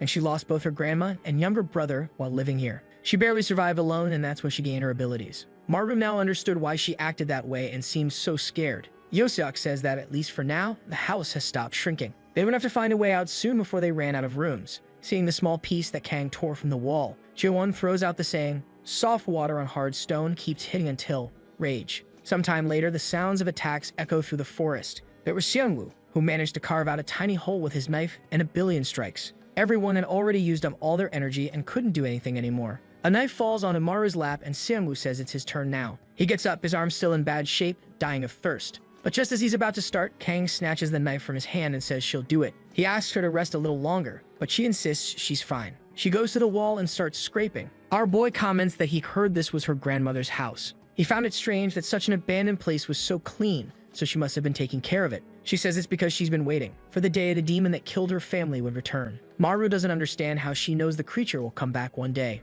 She explains that the demon from that time was completely different. A creature with a feminine silhouette emerged from the gate. At that moment, she was so scared she couldn't move. When she looked to the side, another one was approaching. This one had a masculine body, stared at her, and seemed to have awareness and intelligence. They had some purpose beyond just killing people. She knows that if the prophecy comes true, that creature will appear again. Now he understands why she's part of this island's team despite being a level 7 user. She asks if he's disappointed that her reason is something so cliche, but Maru says no. He's there because he couldn't escape, and because the salary is good. She keeps hitting the wall, saying that if that's the case, soon enough, he'll be in Seoul, since the salary here is even better. He asks how she knows, and she explains that she saw Jong talking to him that day. Just as she's about to explain why she's sure he'll do a great job, the whole place starts moving again. Everyone screams for them to head for the hallway and escape the area. During the escape, Maru is curious about what she was going to say. The next morning, the house has already shrunk by half. Everyone is exhausted, wondering if this will ever end. Yoseok says their only chance of getting out alive is the leader, but why isn't he here yet? Meanwhile, Kim Yibak is still peacefully sleeping. Our boy is getting fed up, saying that while everyone is struggling to escape, that guy isn't even awake. That's when everything starts shaking again, and our boy says they need to get Kim Yibak out of the hallway. But the guy is standing up covered in fungi, looking like a ghost. Everyone asks what's going on with him, and he replies that he thinks now is the perfect time. Suddenly, the door opens and the creature dashes out, desperate and covered in fungus. Everyone shakes Kim Yibak, demanding to know what he did. He explains that he has the mold fungus demon, but it takes a long time to spread. Everyone starts clapping and praising him, saying he did an amazing job and that he's incredible, while he just looks embarrassed. But Xianwu and Kang remind them to stay focused because they haven't won yet. The demon stood in front of them crying until something appeared from its back. A whole bunch of creatures emerged, staring at them. Turns out the lonely one wasn't so lonely after all. That's what Maru thought as they all leaped to attack. A strange red thread was extending from its back. Kang ordered Yoseok to hide everyone. He then activated his Zero Presence ability, which was almost like invisibility. Kang kept moving forward, slicing through the demons. The problem was that the hallway was too narrow, and her sword kept getting stuck in the walls. As soon as that happened, the creature started crawling along her blade. Just when she thought she was about to get attacked, our boy went straight for a bite to the neck. As he was being devoured, though, he stretched his hand upward and clenched it. The ceiling started to lower, and TikTokers shouted that they were all going to die. But our boy now said no. He revealed the power of the mirror ability. With that, he threw his arms up and commanded the ceiling to stop. His friend praised him, but the demons were still attacking, until one of their heads exploded because Samungu had broken a pinky finger. He even told our boy to stay hidden behind the barrier since he was just a level 1. Maru was about to warn him to be careful, but it was too late. He got bitten on the shoulder, on the arm, on the stomach. A bunch of creatures climbing him. Then, out of nowhere, something white and massive came stabbing through the monsters. Jiwon's little spider was now gigantic. She had her eyes closed, seemingly controlling the beast. Meanwhile, Kang was slicing through the creatures and Seonwoo was breaking them apart one by one. Inside the barrier, Seonwoo and our boy were staring at each other. They started teasing each other, praising their friends, saying they really do work hard, huh? Making fools of themselves in front of everyone. Meanwhile, Jiwon wonders why creatures keep endlessly pouring out of that room. As soon as our boy hears that, he dashes off, saying he's going to handle it now. He asks them to clear a path, and Kang and Seomu oblige. He manages to get past the monsters and falls into the room. And hidden behind all the Smeagol's, the real one was crouched there. He realizes that this bastard was only fighting using clones. Every time something hit its head, a new one was born. So Maru raises his arms and says that if that's the case, he's bringing the ceiling down and the thing can stay right there. As soon as he did that, he tried to run for the exit, but his power was working too well, and the ceiling was coming down way too fast. He saw his friends reach out his arm for help and was barely pulled to safety in time. Now, outside, everyone was celebrating. People were praising his mirror ability, saying it was truly incredible. Meanwhile, Kang looked to the side, remembering the memories she had there with her grandmother and brother. Maru noticed this and then deactivated the mirror ability since it was no longer needed now that the creature was dead. He looked at the creature on the ground and went in to devour it while everyone wondered what he was doing. He had already swallowed one monster before, and he had to be quick to take advantage of the yellow dust still in the air. With that, he activated the creature's ability and started pushing the walls. The problem was that using the power consumed dust, and soon he couldn't move them anymore. Kang then grabbed his arm, told him it was okay, and thanked him. At least what he had managed to restore was enough for the drawing to reappear. Back at the office, Diepman arrives excited, saying that something good is happening today. And that's when he realizes there's no one in the place. He went through the trouble of getting the best bread from Busan, so where was everyone? He looks toward the break room and wonders if those brats are still knocked out in the morning. Right then, he gets a call from Jong and asks what's up. Jong immediately reveals that he called Maru to headquarters, but Maru refused, and he wants to know why. Diepman glances to the side and sees the girls sleeping, looking beautiful and peaceful. Meanwhile, our boy is there sweaty and stinking. His life wasn't perfect yet, but he was adjusting to the team. The next scene cuts and our guy is being completely torn in half. Someone yells at him to run. But now we're going back 7 hours earlier. Now that's what I call a spoiler, folks. Our boy was dying of sleep, complaining that when he was looking for a job, he never imagined making money would be this hard. He was still exhausted from the battle against the demon. Then he heard a car passing by, and of course, it was a Porsche. Obviously, it was Xianwu, the filthy rich millionaire bastard. And our boy, shameless as ever, goes up to him asking for a ride. But Xianwu just speeds off without a word. TikToker appears out of nowhere, commenting on how jealous he is of that bastard who even has an imported car. But it was kind of weird for a public servant to drag something like that to work. Maru agrees, saying that in the end, the guy is just weird. Then Yoseok says that no matter how handsome, rich, or tall the guy is, none of that matters because he has a trash personality and probably doesn't have any friends. The two laugh, but Maru starts thinking he doesn't have any of that and he doesn't have any friends either, so he's just losing in every way. Next scene, they arrive at the office looking drained. Diepman opens his arms, calling our boy an amazing level 7 ability user. He's confused, pushing the boss away, trying to figure out what they're talking about. That's when Juwon explains that if he ate a level 7 creature and stole its abilities, then now he's level 7. Meanwhile, someone pats him on the back, saying they always thought the kid was just dead weight, but now he's finally useful for something. Our boy blushes, realizing that being recognized by the team feels really nice. Then Yoseok comments that his talent is actually incredible. This is the first time he's seen someone who will just keep getting stronger. Suddenly, Seomu slams the table. He says the workday has already started, so they need to stop chatting. Our poor boy realizes that this bastard hates him for no reason. Just because he was humiliated before for being level 1, now he has to suffer for it. Right then, Miss Gorgeous taps his shoulder and asks if they can talk for a bit.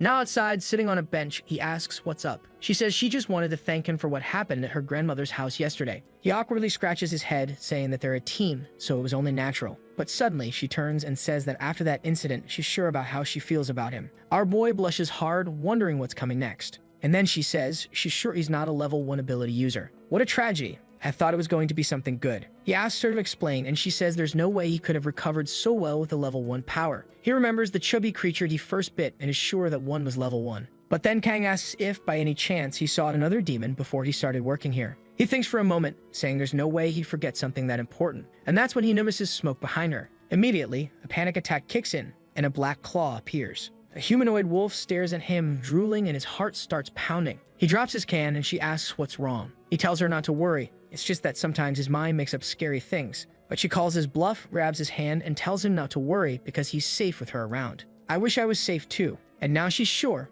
there's definitely something in this guy's past. That's when Diekman appears, asking if they're done with their little office date. Completely flustered, he says no, they don't have that kind of relationship. And Kang just casually says that in a year, there will be rain and demons in this place, so relationships, it only even makes sense. She's not even considering anything like that. Her words hit him harder than a level 10 demon's attack. That blow was brutal. Now he's just lying dead on the bench. Diekman teases him, and our boy tries to defend himself, saying he already explained. It's not like that. At the same time, though, he really did feel sad about those words, didn't he, folks? Some time passes, and Juwon mentions that before they leave, they should check the alerts. Meanwhile, Kang and our boy are climbing the mountains. Ever since that conversation on the bench, he's felt weird being around her. Kang reaches the meter and starts taking notes on the yellow dust. Maru, on the other hand, is now convinced he really doesn't have time for relationships since everything is going to end in a year. Both of them are lost in thought, thinking that they need to find a way to kill these damn demons, when suddenly, the phone starts ringing. It's a distress call from Zone 3 and Yosek is the one speaking. He says that leader Diopman has already been defeated and that the creature is heading their way. He warns them to be careful with their words, and then all of a sudden, the call seems to cut out. Kang says this is concerning. Diopman is a level 10 ability user and he was defeated. Maru, however, is shocked. That lazy guy is a level 10 user. The yellow dust starts appearing, and she warns him to be careful. The demon that was coming was completely different from any they had faced before. Its silhouette appears, the two of them brace themselves, and then a thin creature in a kimono emerges in front of them. The monster blinks a single eye that catches both of them off guard. It greets them, saying it's a pleasure to meet humans, and asks if they can have a little chat. It says it's interested in talking to the one who runs things here. Maru is stunned. Not only can this thing speak, but it communicates exactly like a person. Kang tells him to stay alert, but the monster asks them not to be hostile. It claims it doesn't want to fight. It's only here to have a conversation. Maru doesn't understand what kind of conversation it means, but he remembers that Yosef warned them not to talk to the creature. Yet our protagonist ignores that warning and thinks this might be a good chance to gather information. So he asks where the creature is from. It replies that it comes from Naraka. Maru has no idea where that is, so the demon explains it's the deepest part of hell. Those who committed grave sins in their existence are imprisoned in that place, trapped in infinite darkness, and forced to fight forever. Maru starts to piece things together and asks if that means, yes, every demon that exists here was once human. Our boy suddenly remembers himself eating the creatures, which means he's been eating people. He starts vomiting immediately. The demon then says it's its turn to ask a question. Maru shudders for a second, but Kang grabs his arm and tells him to stop talking. Even if the demon seems friendly on the surface, she's sure this is the one that took down their leader. She's already prepared a giant spear, but the demon tells her to stop, that it doesn't like violence. She doesn't hesitate though and lunges forward, ready to attack. It smiles and warns her that killing it now won't bring her brother back. She freezes in shock as it effortlessly redirects her spear with just a finger. Then it tells her it was her fault for being too weak and letting her brother die. That's when a memory floods back, the moment her brother stepped in front to protect her. Damn, he even looked a lot like our boy. With his chest pierced, he told her to run and collapse into her arms. She had sobbed desperately. And now, back in the present, she has no idea how this creature knows that. The demon says that as his older sister, it was her responsibility to protect him. But still, the little boy ended up dying. Maru calls out to Kang and rushes to catch her in his arms. Wait, where did all this blood come from? He hadn't even noticed anything happening. Maru realizes that this thing can probably attack people psychologically. And now they're screwed because if anyone has a weak mental state, it's our protagonist. The demon then says they can continue their conversation and leave that pathetic human aside. But Maru tells him no and orders the monster to shut its filthy mouth. Then he launches himself at the demon, saying he won't let it talk about her like that. He punches it right in the head, smashing it into a rock. The demon is still fixing its teeth when Maru is already coming in for a second blow. Then the monster suddenly laughs and says, so that's how he's acting, huh? But didn't he just get rejected by her? Out of nowhere, Maru freezes, stopping in his tracks like something had struck his heart. He stutters. That doesn't make sense. He's never been rejected before. That kind of thing shouldn't affect him. So why does he suddenly feel dizzy? He doesn't have any romantic feelings for her. He just thinks she's a strong and cool senior. Meanwhile, she's still on the ground, apologizing. For a moment he pauses, but then the pain in his chest gets worse, and he coughs up a pool of blood. The demon picks up a rock and says it hates emotions because emotions are things for weak people. Even back when it was human, it never felt anything like that. It moves closer to Maru and asks, why isn't he answering? Did a cat cut out his tongue? Now Maru finally understands why even a level 10 ability user couldn't defeat this thing. The demon tosses the rock into the air and says it's time to end this since the boy can't even speak. As the rock comes down to finish him, Maru thinks, unless someone with a cold, emotionless heart shows up, there's no way he'll be saved. The rock is about to crush him when suddenly, the demon's whole body contorts violently. The emotionless bastard finally appears, demanding to know why a level 1 is lying on the ground. Our boy grins, saying he's never been so happy to see a sociopath. But the guy is already irritated, asking why this damn fool is smiling at him like that out of nowhere. Then Xiaomu hears the demon mutter, huh, that one actually tickled a little. The creature adjusts its head, saying that its vocal cords are quite hard to break, especially considering how low their level is. Now was attacking their egos, and both of them were ready to beat the hell out of this loudmouth. They stood face to face with the monster, and our boy warned Sunwoo to be careful since that bastard used psychological attacks. But Xianwoo just told him to watch, had shown him how to handle it. Obviously, our boy was pissed and wanted to kill this bastard himself, but he had no choice. They had to deal with this. Xianwoo broke another finger, and with that, a piece of the demon's body shattered. The demon immediately took advantage of the wound and taunted him. If that was all he had, he would never earn his father's approval. But nothing happened. Xianwu just kept breaking fingers and attacking the monster. The creature chuckled, saying that apparently this guy was emotionless, just like him. That's what happens when you're the son of a woman who took her own life after being abandoned by her husband. Damn. Now King Xianwu's tragic backstory, explaining why the guy was so messed up. Obviously, Maru had no idea about this. He had thought the guy was just some spoiled rich kid. Even someone as cold as him wouldn't be able to handle a psychological attack like that. But then Maru froze. Xianwu was laughing. The bastard asked what that had to do with anything. It wasn't his fault. It was his mother's for being too weak. Then he struck the demon's neck and said that in this world, only the strong survive. The monster grinned and said that if that was the case, then Xianwu wouldn't last long, because he was much weaker than Han Maru. Now that psychological attack actually worked.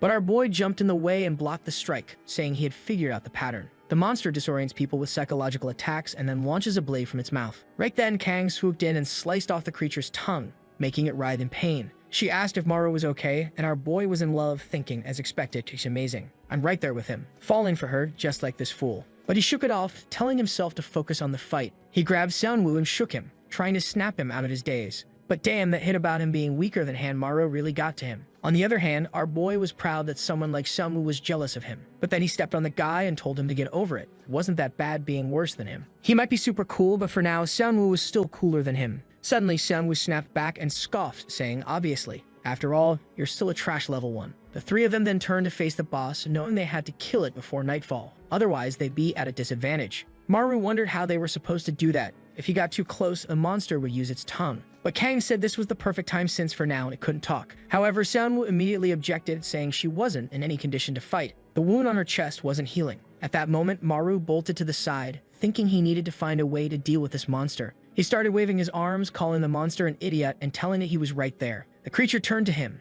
That was the opening he had been waiting for. He told Xianwu to take care of Kang while he used the new power he had received. But his friend was confused. After all, his power only worked in closed spaces. Kang immediately shouted at Xianwu would help Maru before he got himself killed doing something stupid. Meanwhile, our boy was sprinting for his life, with the monster right behind him, his tongue flailing everywhere. He was scanning his surroundings, looking for an enclosed space. But unfortunately, there weren't any buildings around. Just as he was trying to figure out a solution, a car sped past him. There was Xianwu, who slammed on the brakes and told him to get in. Without hesitation, Maru leaped toward the car, furious that this bastard was risking such an expensive ride. Typical rich kid behavior. Our boy was jealous of this damn billionaire. He landed through the sunroof, already opening the door as the monster closed in from behind. The creature aimed a deadly attack at the car while Maru screamed that Xianwu could get inside. But this was actually a trap. The monster lunged in and Xianwu locked it inside. He told Maru the plan was working. Maru was about to jump out again, thinking everything was set. But then, the scene from the start played out, and our boy was sliced into 36 pieces.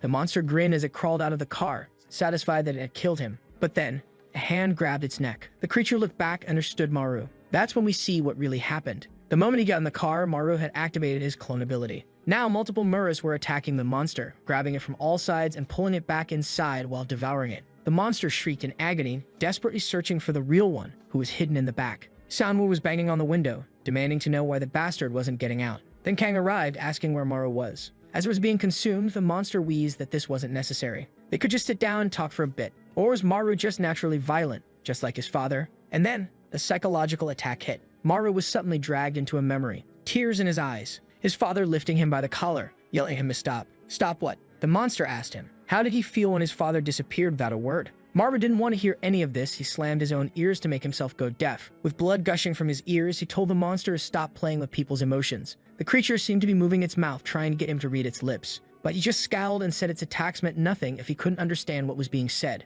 With that, he clenched his fists and the ceiling began to collapse. Outside, Kang tried to stop it, but Xianwu grabbed her arms, telling her there was nothing they could do. The car kept shaking violently. Our boy had turned into a red puddle. At that moment, Kang realized the yellow dust was disappearing. The car was completely flattened, and she stepped forward, saying they had to save Maru. Xianwu, already ready to give up, said that the kid had been dead for a while now. But Kang insisted. As long as there was still yellow dust in the air, there was a chance to save him. She tore pieces of the car apart, demanding to know why this idiot crushed himself like that. They heard faint knocking, and Xianwu immediately jumped in to help, wondering the same thing. Meanwhile, our boy was somewhere else entirely. He had no idea where he was. It was like he couldn't even feel his own body. At least he hoped he had managed to take that damn loudmouth down. Then he tried to recall the creature's last mouth movements. It had warned him. The abyss was searching for him, and he needed to remember the call. Losing consciousness, he wondered, what the hell is this call thing? Suddenly, the monster screamed at him to wake up. His eyes snapped open, and he found himself in a red place. His clothes began writhing, a hand emerged from his stomach.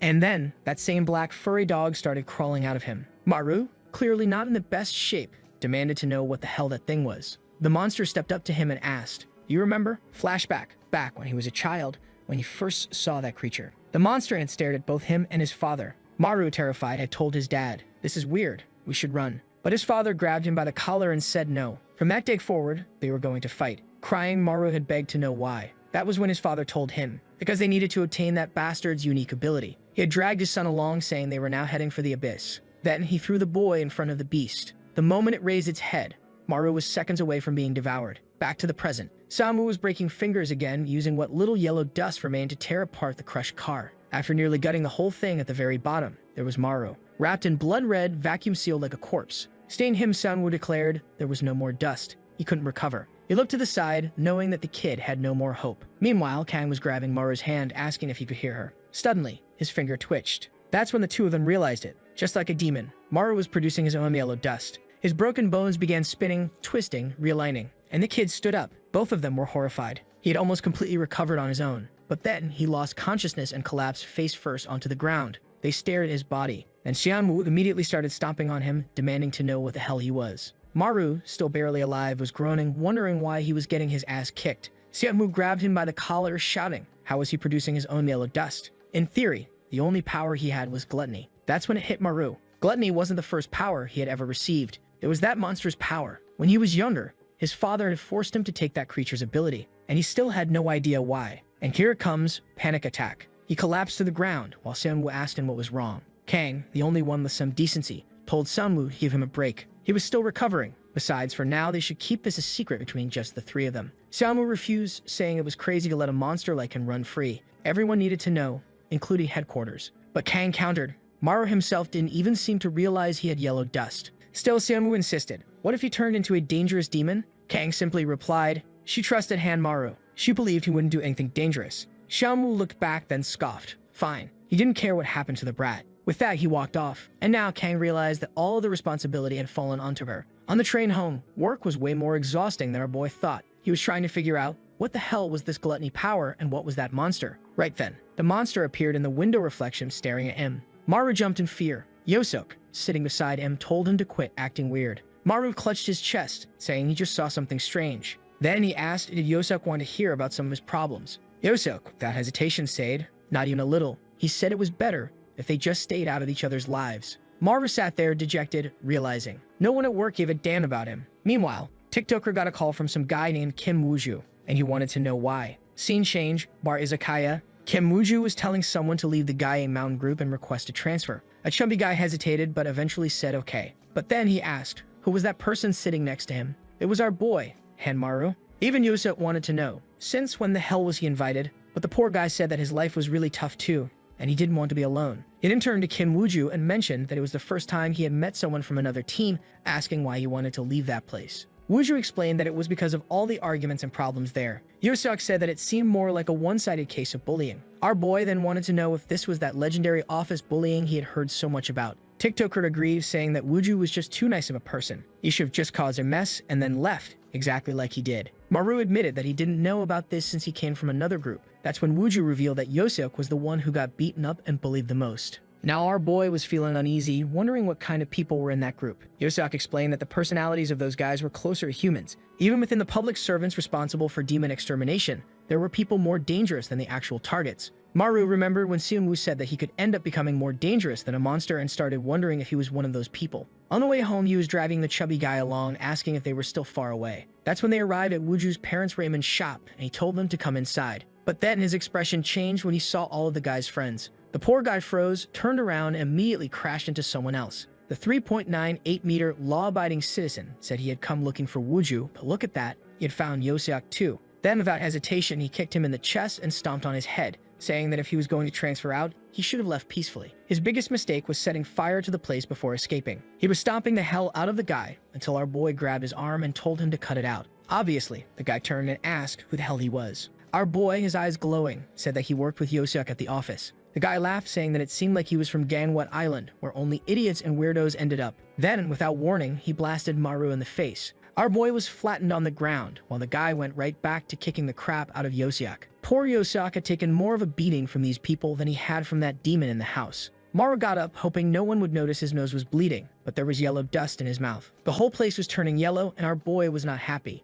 Meanwhile, the other guy kept punching Yosiak in the face, blaming him for forcing him into months of rehabilitation. Damn, poor TikToker was choking, crying, getting wrecked, poor thing. And his oh-so-great friends in the back just stood there, saying they never imagined he would transfer to Gangwa Island. That's when the beast rose from behind them. The door swung open, the guy turned around, and a massive foot slammed right into his face. The bastard smashed his head against the wall, collapsed like a rag doll, and everyone was wondering, who the hell was that? It was Shanwoo, and he simply said that he too was a member of Gangway Island. Then he walked over to Maru and told him, if he kept messing around like this, he was going to get himself killed. Maru immediately hid the sand and asked why he was even there. Shanwoo replied that he had followed him, just in case he caused trouble. On the train, he had also noticed that our beloved Kang Chana had been secretly following Maru, and now she had just arrived at the shop demanding to know what the hell was going on here. She walked over to poor, destroyed TikToker and asked if he was okay. She told him that they were lucky. She was taking him out of here. But then the military huntress spoke up, saying that her friend was half dead too, so she wasn't leaving easily. The trembling nerd muttered that Xiaomu had also caused him trouble, so he was here to settle the score. Kang sighed, saying that apparently they wanted to get disciplined again. Just as the woman was about to say that this time things wouldn't go their way, then Musclehead stood back up. He looked at Xianwu and declared,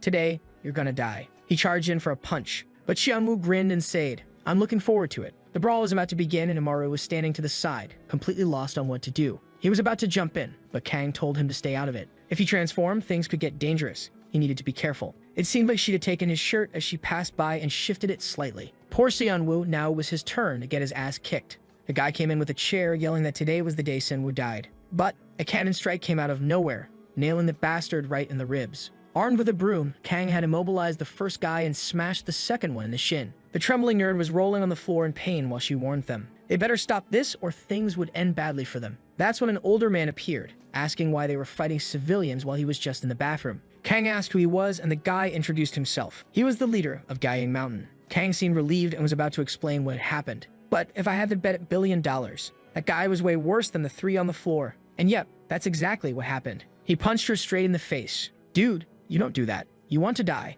I'm about to enter this story and kill you myself, you little piece of trash. This bastard. I'm writing his name in my death note. Then he even had the audacity to warn her. She wasn't a civilian, so she shouldn't be hitting his kids. Then he looked at Xianwu completely beat up and smirked. It's been a while since we last saw each other. Marva looked to the side, saw Kang beaten to the ground, and immediately began absorbing the yellow dust. There was no way in hell he was going to let these guys beat up his crush like that. Xianwu told him to stop because it was crazy, but too late. Marva was already charging toward their leader. The man didn't seem too fazed, wondering what the kid thought he was going to do. Then he took a direct hit to the face, spun across the room, and had his head blown apart. Our boy stood there, inhaling and exhaling yellow dust. Everyone was in shock. Xianwu already knew. This just made everything way worse. Meanwhile, Maru was trying to help Kang up. She weakly told him that she told him not to use that dust, but he simply apologized. He got angry seeing her get beaten up and wanted revenge. While slumped against the wall, the lunatic leader started laughing. The worst part, he was also absorbing the yellow dust. He muttered that it was impressive. A human who wasn't a demon, it could release this dust. He stepped right up to Maru and said he was curious to know what he really was.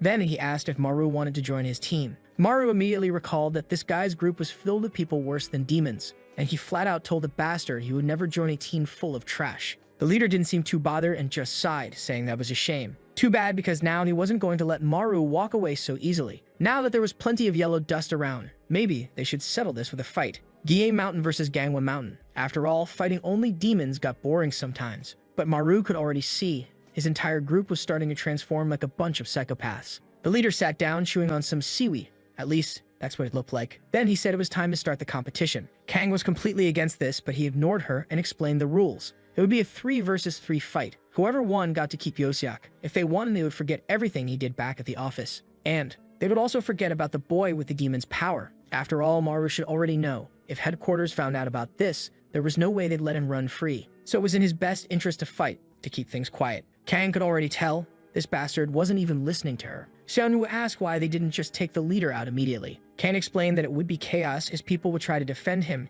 and it would turn into an all-out brawl. Then their leader smirked and told them to think of this as a friendly competition. Whoever surrendered first would lose, but no killing, because killing was for bad people. Xianwu and Maru exchanged looks. This guy had no idea what he was even saying. Xianwu took off his cap, slipped on his gloves, and said he'd been looking forward to fighting a human with abilities. Maru told him he was crazy, but Kang actually agreed. They should just fight. For now, they just needed to buy as much time as possible. Both of them asked why, but she simply said they'd understand later. Then, she asked who was going first. Xianwu stepped forward, saying he was tired of just watching. The leader asked who would fight from their side, and at that moment, Trembling Nerd took off his glasses. He stared at Xianwu and saw the monster trapped in his eye. Then, he explained, Xianwu's ability allowed him to break his own body to attack his opponent. The 5-meter giant stepped forward, saying he would handle it. He prepped his attack, fired a bunch of weird tree-like branches at Xianwu, and shouted that he wanted to rip him apart. Xianwu barely reacted. He simply broke a finger, shattered the guy's attack, and asked, "That's it." Then he grinned like a psychopath and added, "Of course not." The parts of his body he had already broken were still under his control. In the blink of an eye, his opponent transformed the battlefield into a coffin. Now Xianwu was completely immobilized. And if he couldn't break his body, how was he supposed to fight back? The opponent raised a fist and aimed straight for his eye, saying, "Now you die." But Xianwu grinned and replied, "There's still a lot left to break." Then he bit down on his own teeth, snapped one in half, and shattered the guy's entire attack. In the same instant, he grabbed his opponent by the neck and whispered, "Now you're going to learn what it's like to have your 5th vertebra snapped." Damn. The guy's legs buckled immediately. Xianwu told him to stay on his feet and not pass out so quickly. The next move was going to be a neck fracture. The guy was foaming at the mouth. Right then, Kang grabbed Sinwu's hand and warned him, "At this rate, you're going to kill him." And just like that, round 1 was over. They had won. The 3-meter giant had done nothing but get his ass kicked. Now he was vomiting on the ground like an idiot. The leader asked if they could move on to the next match. Kang told Sanwu that he overdid it. He barely stalled for time. She stepped forward and told them to send in the next fighter. The other side examined her and noted that she had the ability to turn her blood into blades. Xianwu and Maru exchanged a look. A fight between hot girls never has a loser. Then the opponent ripped out 2 chunks of her own ribs and prepped for battle. Kang warned that they shouldn't use knives. It was too dangerous. But the Hera Kimero's bloodline summoned an army of bones, climbed on top of a skeletal spider, and declared that she didn't care. Then she launched herself at Kang. She barely had time to react. She only managed to form a small sword for her first defense. Then, the skeletal spider rammed her straight in the ribs. Damn. 10 seconds into the fight, Kang already admitted, "I can't keep up with this." She slashed at her opponent, making the woman recoil backward, and immediately advanced again. Kimimaro tried to launch some attacks, but Kang dodged them with ease, planning to land a light cut and retreat. The problem was that, damn, the light cut she made turned into a whole pool of blood. The guys from the other team started calling for Officer Park, asking if she was okay. Kang tried to apologize, saying she couldn't control it properly. Xianwu and our boy congratulated her. She really managed to buy a lot of time. She, embarrassed, admitted that this was her first time fighting a human. The opposing team members started leaving, while the guy with the eye ability was standing there in shock, wondering what kind of insane place this was. He had heard that Gangwa Island was full of weaklings, but their leader remained, saying that now only Hanmaru was left. Kang pointed out that it made no sense. It was already 2-0, they had already won. But the guy revealed that this whole idiotic competition was just because he wanted to see Maru's powers. And besides, his fight was the most important one. It was worth 3 points. Kang wanted to refuse, but the fool stepped forward and said, "Fine, 3 points it is." But he wanted to fight the leader of the other team. Everyone thought he was an idiot, while the leader just smiled. That's when Trembling Nerd decided to check out Maru's power. The demon appeared inside his eye, and he immediately started bleeding. The poor guy broke into a cold sweat, asking if that damn thing was really human. And our boy was just standing there, lost in the abyss of hell. The leader walked up to Maru and said that challenging the judge was cheating. He would rather send in his team's best fighter. Then he called up poor Wuju. He asked about Wuju's parents, and the leader assured him they were safe at home. Then he shoved the chubby guy forward and ordered them to fight. Yosak shouted for the leader to stop this, but the guy told him to shut up, they would deal with him later. Then the leader told Wuju that if he fought well, he would let him transfer out. Now standing face to face, Maru was completely confused. He could see the head of that psychological demon looming behind Wuju. It was showing him everything he should say to break the poor guy's mind. From mild phrases like, "You deserve to die," to brutal ones like, "You can't even look that girl in the eye." And he could also see memories. Wuju crying, dumping coffee on Yosak's head. His mouth suddenly started opening, and he felt the blade forming inside. He tried to stop it, but it just kept coming out. Even covering his mouth, he found himself asking, "Aren't you happy, Wuju? At least Yosak got bullied instead of you." He probably watched him suffer every day and thought he was lucky. Damn, his power was completely out of control. The tongue still slashed across Wuju's heart. Our boy rushed over, trying to help the poor guy. But Wuju just whispered, "I'm sorry." Before Maru could even understand why, Wuju's body exploded in a venomous burst. Maru's entire body started melting, his flesh was burning away. Kang called out to him, but the leader warned her not to interfere. The round wasn't over yet. He walked up to Maru, wanting to see how long he would last. He crouched down and mocked him. Soon, his organs would start to melt. He told him he might as well surrender. But even with half his face burned away, Maru muttered, "I haven't given up yet." The The leader smirked and said he wanted to see another one of his powers then. All he had to do was attack the chubby guy on the ground and he would win. That was the rule. But then Maru said he didn't care about the rules anymore. He lunged to punch the leader, saying that if he killed him, then they won. He was face to face with him when the leader simply said, "Unfortunately, that's not going to happen." He grabbed Maru by the collar and ordered him to follow the rules. He repeated it 8 times, and in the same instant, the entire room was slammed into the ground. Xianwu gasped, wondering what power was creating this crushing force. Even he was struggling to breathe. Xianwu, panting, muttered for them to breathe carefully. Because this was the leader's ability, a level 9 user, with the power of gravity. Looking down on all of them,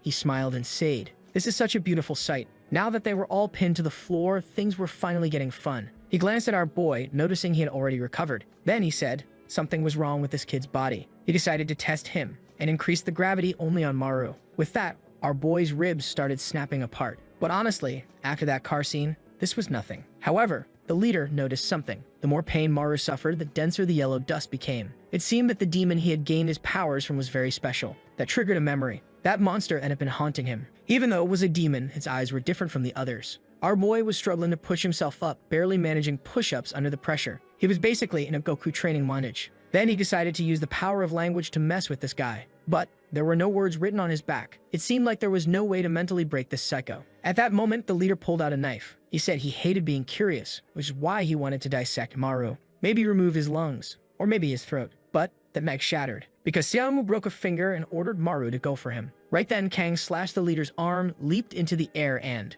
pulled off an affirmative-style jump straight at him. But the leader activated 20x gravity, and in an instant, everyone was slammed into the ground, writhing in pain. The leader said that with the gravity increased so many times, he would run out of oxygen and pass out soon. Maru called out for Kang, but the guy just ripped the knife from her hand and said that now no one would get in their way. It was time for them to continue playing. Poor Maru couldn't see any way out of this. This weirdo's powers seemed to work in a way that the more he tightened the noose around his own neck, the stronger the gravity became. Yeah, this guy was definitely a lunatic. At that moment, someone knocked on the door, and he said they were closed for the day. But then the strange blue puddle started seeping under the door, spreading across the floor. Xianwu's hand pressed against the ground, asked what the hell that weird stuff was. Kang just smirked and said that he finally arrived. When the fight started and she left with Yosak, she had sent a message to the big boss. Our Hawaiian shirt-wearing boss, Go Diekman, was standing at the door, bleeding from one eye. His ability was the Demon of Darkness. And when something has darkness in the name, you already know it's overpowered. Our boy was sinking into the pool of darkness, while the other guy, completely covered in the sticky liquid, was suddenly submerged as well. Maru quickly realized that he seemed to be in complete darkness.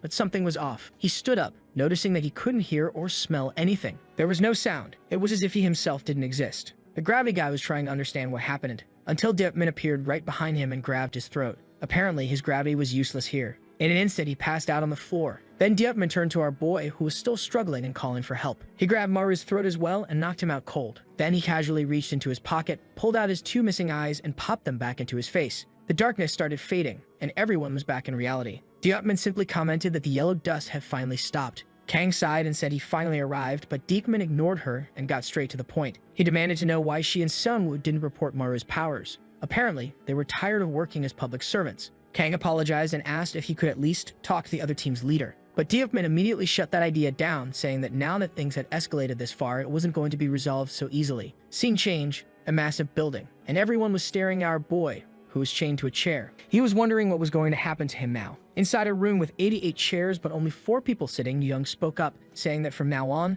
they would be in charge of Hanmaru. Damn. But Diepman immediately responded that he didn't accept that. Maru had no idea this guy had so much authority. Young slammed the table, saying that Maru was producing yellow dust. Someone like that was extremely dangerous. Other people could end up seeing those demonic powers. But Diekman, adjusting his Hawaiian tie, argued that this whole incident only happened because of that other team. That team was full of horrible people, and Zhang knew that better than anyone. Zhang should be the one taking responsibility for that psychopath-filled squad. Yu Yang said Diekman was taking things too far, but Zhang simply told her to be quiet. The truth was, Zhang didn't care about the personalities of the people working under him. He didn't care if they were from Gaia Mountain or if their leader was a psychopath. They were still necessary for fighting demons. At least those lunatics were better than the Gangwa Island leader, a level 10 ability user who didn't even like to fight. Diepman just accepted the criticism and said that Maru also didn't like to fight, which was exactly why he needed to stay on the island. Besides, the 2 people next to him were the ones who could control his personality the best, since they were his friends. Zhang asked if Diepman was willing to take responsibility if Maru caused a disaster. Diepman simply stood up, said yes, and walked toward the door. As they were leaving, someone called for Xianwu and told him to stay behind for a moment. Yeah, no shot. The poor guy was about to get a father-son talk. Outside, Maru asked how things went. And like me, he also complained about Deokman's ridiculous tie. Deokman just informed them that they would be receiving disciplinary actions and that their salaries would be cut. And just like that, Maru's fun was over. He cried his heart out, but Deokman told him he was lucky that those guys from the other island had caused all of this. If he screwed up like this again, there would be no saving him. That director Zhang was way more terrifying than he had imagined. Back to Shanwu, Zhang asked his son if he would be able to kill Han Maru if he ever lost control. Shanwu took a second, turned his head in an awkward way and said no. Then he stood up and said, if that was what Zhang had to say after 20 years, he was leaving. But Zhang told him to sit down. This wasn't a father-son conversation. It was an order from the director. Maru was no longer someone who could be considered a normal ability user. A human who could produce yellow dust was no different from a demon. They needed to be cautious because maybe he was the enemy. Scene change. A different house. This was going to be the new dorm for Gangwa's team. The place was a mess. Clothes everywhere, empty soda bottles rolling around. Maru walked in just as the leader said that from now on, he was going to live there with him. Maru was already terrified about where the guy's hand was resting. He asked if he really had to stay there. Deokman told him, yes.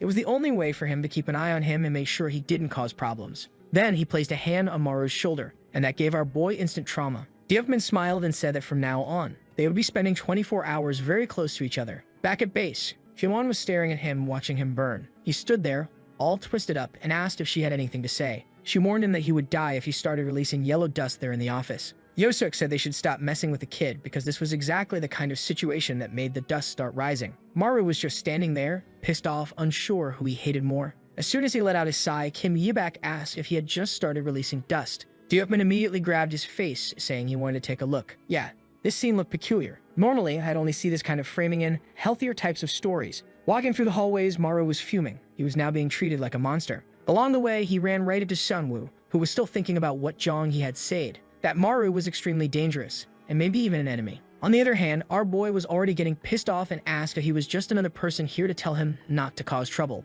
But Xianwu just shrugged and said he didn't care about him. That pissed Maru off even more. This bastard always knew how to get under his skin. That's when he noticed Kim Wooju had transferred to their office. Kang said that since it was his first day, he could ask if he was curious about anything. Then Kang turned to our boy and said she wanted to take a look at his eyes. He stiffened up, saying he wasn't releasing any dust, so there was nothing to worry about. But up close, so beautiful, she told him not to be mad about how the team was acting. Everyone was feeling insecure because they wouldn't be able to protect the island if another disaster like this happened. He stood there, awkward and stiff, saying he knew that. Now sitting alone in the office, he was miserable. He had to work more than everyone else. Deokman's way of handling the problem was by not sending him on any missions. He was still sulking when two guys from headquarters walked into the room. He turned to ask who they were, and out of nowhere, one of them jumped at him, punched him in the face, and started a full-blown beatdown. What the hell, man? The guy grabbed him by the collar, yelling for him to release the yellow dust. Maru was about to fight back, ready to do it, but then he remembered what she said. He couldn't cause problems anymore, so he didn't do anything. The wig guy ordered him to release the dust or he'd crush his skull. But then Baldy slammed a fist into Wig's head, sending him flying. Then he helped Maru up and told him to forgive the guy. He was a little ignorant. They were the double standards due from headquarters.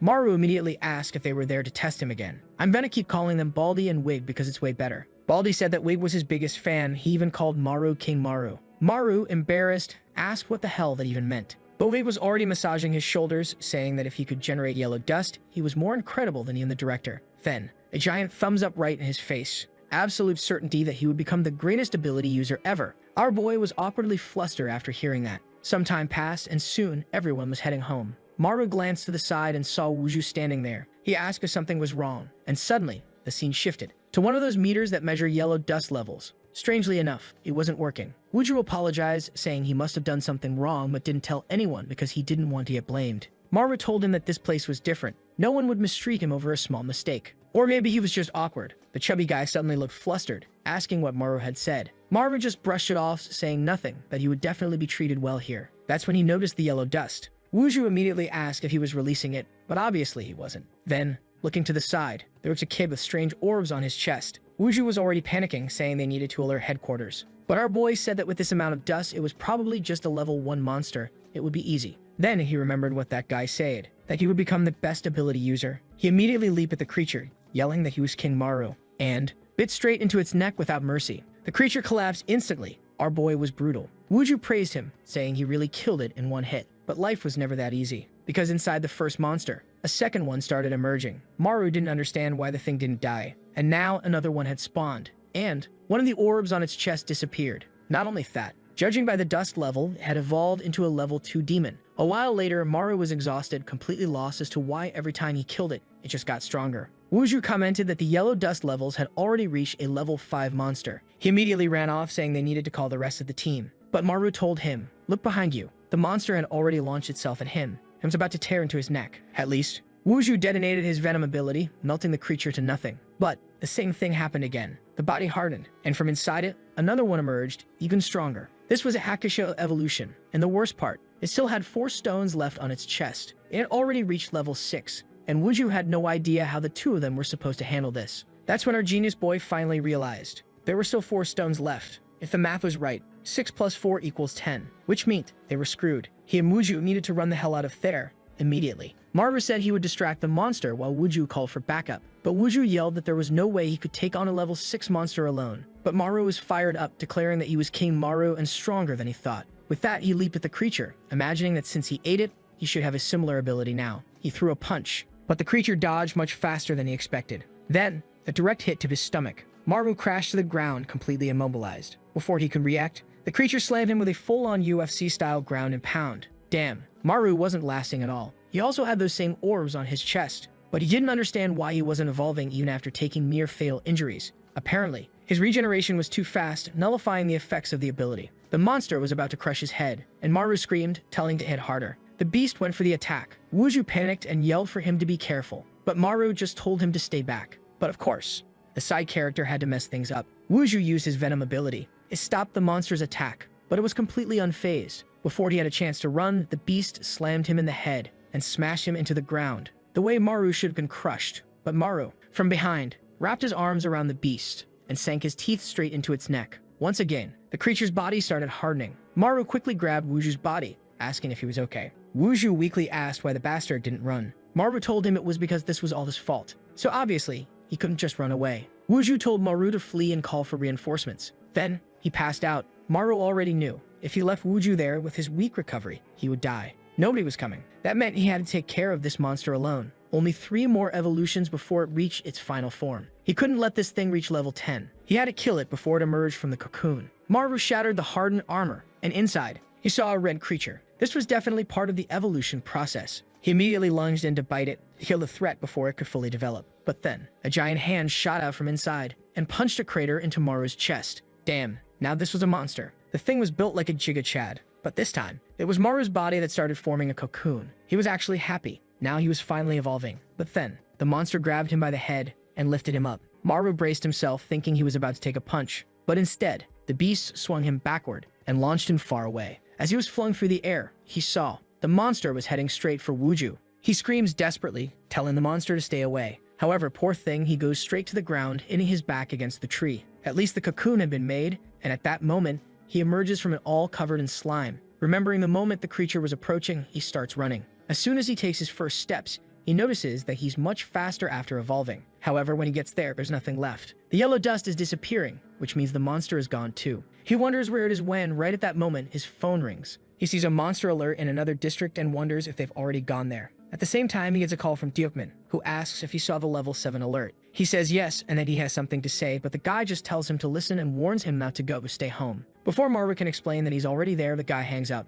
Our boy decides to at least try to find Wuju while the others arrive to take down the creature. That's when, from the bush beside him, he hears a phone notification. When he gets there, he finds Wuju collapse. He moves to turn the body over, asking if the guy is okay. But seeing the hand and the pool of red, it's clear that, well, he's definitely not fine. At that moment, he needed yellow dust to help the boy recover. He starts producing his own dust, pleading for Wuju not to die. However, the little hand hits the ground, and by the looks of it, the boy has passed on. That's it, the first victim has fallen, and if he was just sent to the office to die, poor guy. Maru takes off his shirt, covers his friend, and now he's definitely not happy about this. In another part of the forest, Kang was informing the leader that she was about to arrive, so where was he? Dickman was the contact in the way, but he tells her to be careful because the level was already rising to 9. He orders her not to face the creature alone and to wait for his arrival. However, the entire mountain starts shaking, to the point where even in the city, people felt it and saw the dust. The level had risen to 10, and now Kang realized that she really wouldn't be able to handle it alone. Now Dickman was worried, and Yosiak, on the other hand, was desperate, while Senwu was telling the taxi driver to speed up.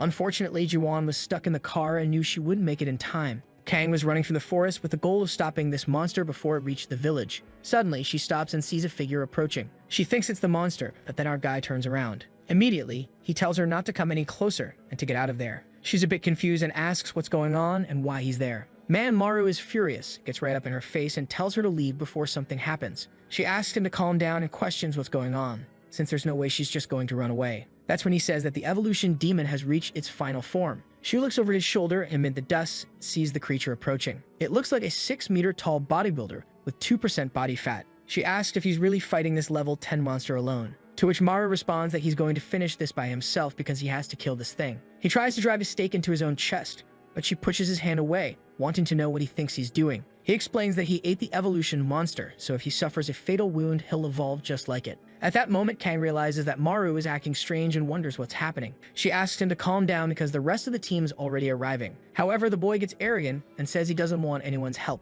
But she punches him in the chest, asking if he was really going to stab that thing into his heart without thinking about the consequences. At the rate things were going, he was going to lose his humanity. However, he just raised the stake and drove it into his chest, saying he doesn't care even if he dies. Poor Kang stood there in shock as she realized that the dust was increasing. Right next to her, she saw a pile of Maru's carcasses that had already died countless times. As she wonders how many times he has done this, the boss comes from behind, ready to throw a punch. It was too fast and her only option was to defend herself. But not today, because Chad has arrived, guys. He blocks the punch with pure swagger, grabs the monster's arm, and rips it off. The boy has gone full psycho, and the creature is terrified. However, even so, it still grabs him by the neck and slams him into the ground. The entire ground is destroyed, but Maru doesn't seem too shaken by it. The monster looks like it wants to let go of his neck, but our boy holds on and starts pulling it closer. Meanwhile, Diopman had just found Wuju's body. He wonders how this happened when, at that moment, a sound echoes through the mountain. Now Kang was starting to feel afraid, saying that this wasn't the Maru she knew. Our boy had landed a punch on the monster's face and thrown himself at it. And that's when she noticed that for the first time, he had no expression on his face. In midair, as he went to throw another punch, the monster regenerated its arm and struck him in the stomach. The poor guy was sent flying, tearing through half the forest and crashing into a wall. Kang realized she would have to step in and cut her hand to activate her power. But right then, Diekman grabbed her arm and told her to stay put because she wouldn't be able to handle a level 10. They couldn't afford to lose another person. She didn't know that someone had already died, and at that moment, Diekman wanted to know why Maru was there. He clearly remembered telling him to stay home and do nothing. Meanwhile, at headquarters, Yu Young was shouting that a level 10 monster had appeared on Gangway Island. Someone behind a chair said they had just been informed by Dukeman's leader. Behind the chair was that Incredibles designer lookalike, but with white hair. She was the leader of the ancient headquarters and said she had already sent a team. If it couldn't handle it, they were to send a message to Director John. That director, who was sitting there with his legs crossed, commented that this was the first level 10 in the past 2 years. Yu Young reminded him that the last time something like this happened, the entire Surek Mountain team died along with numerous civilians. He told her to calm down because on that mountain, they had Dukman. Besides, they had the weird kid, who at that moment was rising from the rubble. He started walking again while the leader said he was losing his mind. Maru took off running even as the leader ordered him to stop. He went in for another punch at the boss, who also prepared a counterpunch. Fist against fist, and Maru's entire hand, along with his arm, was shattered. Man, once again, the monster grabbed him by the neck. Let our boy breathe. Diokman was already moving to gouge out its eyes, saying he couldn't just stand by. But Maru grabbed him by the waist and pulled a full Hunter x Hunter move on him. It was Gansen Arm 2.0 in action. With his stump in the monster's mouth, he used accelerated regeneration, and his hand reappeared on the other side of the creature's head. Even Diokman was shocked at the boy's savagery, who left a crater in the monster's skull. As soon as it hit the ground, Maru went in for his second meal, tearing a piece off. Kang believed that now no monster would be able to regenerate, so this was over. But our guy was still on top, throwing punches at its head and ripping chunks off. The leader appeared, ordering him to stop, and Kang stepped in with her sword and sliced off the head. Finally, the monster's head rolled and Maru just stood there, staring at his trembling hand. Then Kang, looking gorgeous, stepped in and hugged our emotionless Giga Chad. And only now did the rest of the group arrive, asking what had happened. Jinwo wanted to know if the leader and Kang had killed the creature. But Diopman simply said that Maru killed it alone. Some who couldn't believe that he had taken down a level 10 on his own. And our boy was just standing there in his beloved's arms, now an extra meter taller. Next scene, we're at Wuju's sad funeral. His relatives were crying while the group stood there in silence. Hyosuk, who was the closest to him, couldn't even say a word. Kang asked Diopman if he was okay, and he replied that he would never get used to this. She then wanted to know how they were going to handle this incident. He explained that, as always, Central Command would say it was a work accident. At least he wasn't devoured, so they had a body for the burial. One thing, though, was that Gangway Island was no longer considered a safe place. Kang wanted to know if Maru had sent a message, but he said no. After handing in his resignation letter, he disappeared. She said to give him some time before reaching out to headquarters, as she would find him and talk. But the leader refused, saying he had seen someone else go through this before. When he was stationed in Seoul's Central Command, his entire team was killed back then by a level 10 creature. He was the only survivor. And that was when he learned that when you experience the death of a comrade, you're never the same person again. Maru was back in the same room where it all started, lying on the bed, exhaling yellow dust. From the floor, a crater opened and a bloodied hand began to emerge. When he looked to the side, it was Jung appearing. At first, he thought it was one of his crazy illusions. The guy said he came to have a talk with the boy and asked if he was surprised. Our boy, obviously startled, wanted to know how the crazy guy got there. To which Jung explained that he had just killed a demon and had to come have a chat with the kid, because it seemed like he was avoiding everyone since Wuju's death. Maru was afraid of being held responsible, but Jung just said that Kai died because he was weak. The coldness shocked our boy, but the director only said that he was worried about the kid's mental state. Why was this guy sitting on the bed? Get off, Jung, that bed is for Kang and the protagonist. But then he told Maru that he couldn't end up like his father. Maru had no idea the guy knew about his father. That's when Jung revealed that he and Maru's father were the first squad leaders. When the first demons started appearing, they were also the first ones to be sent. And then we go back to 1999. Jung was already 30 years old and was shooting at a creature that was calmly shielding itself from the bullets. The monster kept walking forward until Han Suwon, Maru's father, told them to keep firing. Jung was just standing there like an idiot until his father grabbed him by the collar and ordered him to go back and lead the 6th squad. Meanwhile, another comrade was sliced in half. Han Suwon pulled out a grenade and told everyone to throw what they had. The creature was surrounded by bombs, they ducked, and half the forest was wiped out. Sometime later, smoke was rising, and they decided to check on the creature's condition. But when Han Suwon got there amid the smoke, he saw the monster still standing, with half of his body missing. The creature opened its mouth, started absorbing the dust, and began regenerating. Immediately, they ordered everyone to start shooting again before it could fully recover. However, it defended itself from the bullets, advanced, and cut everyone down. Han Suwon couldn't believe that something like this even existed. And John explained that on that day, both of their squads were completely annihilated. He woke up among all the dead soldiers with Han Suwon kneeling in the middle. He approached and asked if he was okay. But Han Suwon was just in shock, unable to understand why everyone had died, wondering what that monster was. That's when more yellow dust appeared, and he commented that this wasn't over yet. Immediately, he took off running and Jung followed, wanting to know why he was acting so strangely. That's when he too was terrified upon seeing a gigantic monster with about 36 eyes covering its body. He shouted that Han Suwon should run, but he turned and said that if Jung wanted to survive, he had to accept it. Jung had no idea what he meant. However, at that moment, a rift opened in front of them. A hand emerged from within and pierced Jung's chest. Back in the present, he said that the rest of the story should be obvious since Maru had gone through the same thing. When his blood mixed with the demons, he started working for the government. Maru wanted to know what happened to his father, and Jung explained that after everything that had happened, he tried to talk to Han Suwon about leading the organization, but he didn't want to. It seemed that the shock of absorbing those powers had destroyed a part of his mind. At that time, he only spoke about one single goal, reaching a place called the Abyss. The protagonist recalled a memory of being dragged while his father said that this was how they would reach the Abyss. And John explained that his father became a demon because he believed it was the only way to defeat them. Our boy didn't seem to believe it, but Jung said it was obvious since demon blood runs through the veins of everyone who uses abilities. In other words, those who possess powers could, at any moment, fall into the Abyss and become demons themselves. Sometime after that conversation, he looked at a photo of his father and wondered if he had really turned into a demon. And he remembered that John had said that if he gave up fighting the creatures, he would be no different from his father. Our boy was deep in thought, and the next day at the office, Yeopman was there watching. Apparently, the kid hadn't shown up for work again. It was time to start an investigation to find him. Kang grabbed her coat and said she was heading to his place to talk to him. But that's when the boy appeared, apologizing for being late. Everyone in the office went silent while Maru thought to himself that he would stay there to investigate and uncover the truth. He refused to believe Jung's words that his father had become a demon. At that moment, Jung entered a room where someone was chained up, saying that the preparations were almost complete. Man, there was a massive creature restrained there, and he said that soon enough, it would see the Abyss. Back at the office, the mood wasn't great, until Jiwon stood up and said it was time to go get lunch. But Maru, hidden in his corner, just replied that he wasn't hungry today and that they could go without him. As the others walked down the hallway, they commented that once again, it was just the four of them. Ever since the accident with Wuju, Maru had been acting stranger and stranger, and she was getting worried. Kang noticed that not just him, but everyone in the office seemed somewhat depressed. Sometime later, Yeopman opened the door and called our boy, telling him to take out the trash while he prepared some ramen. Well, when he stepped outside with the garbage, he ran into Kang. He had no idea she lived there. She replied that of course she did, after all, it was close to the office, it was convenient.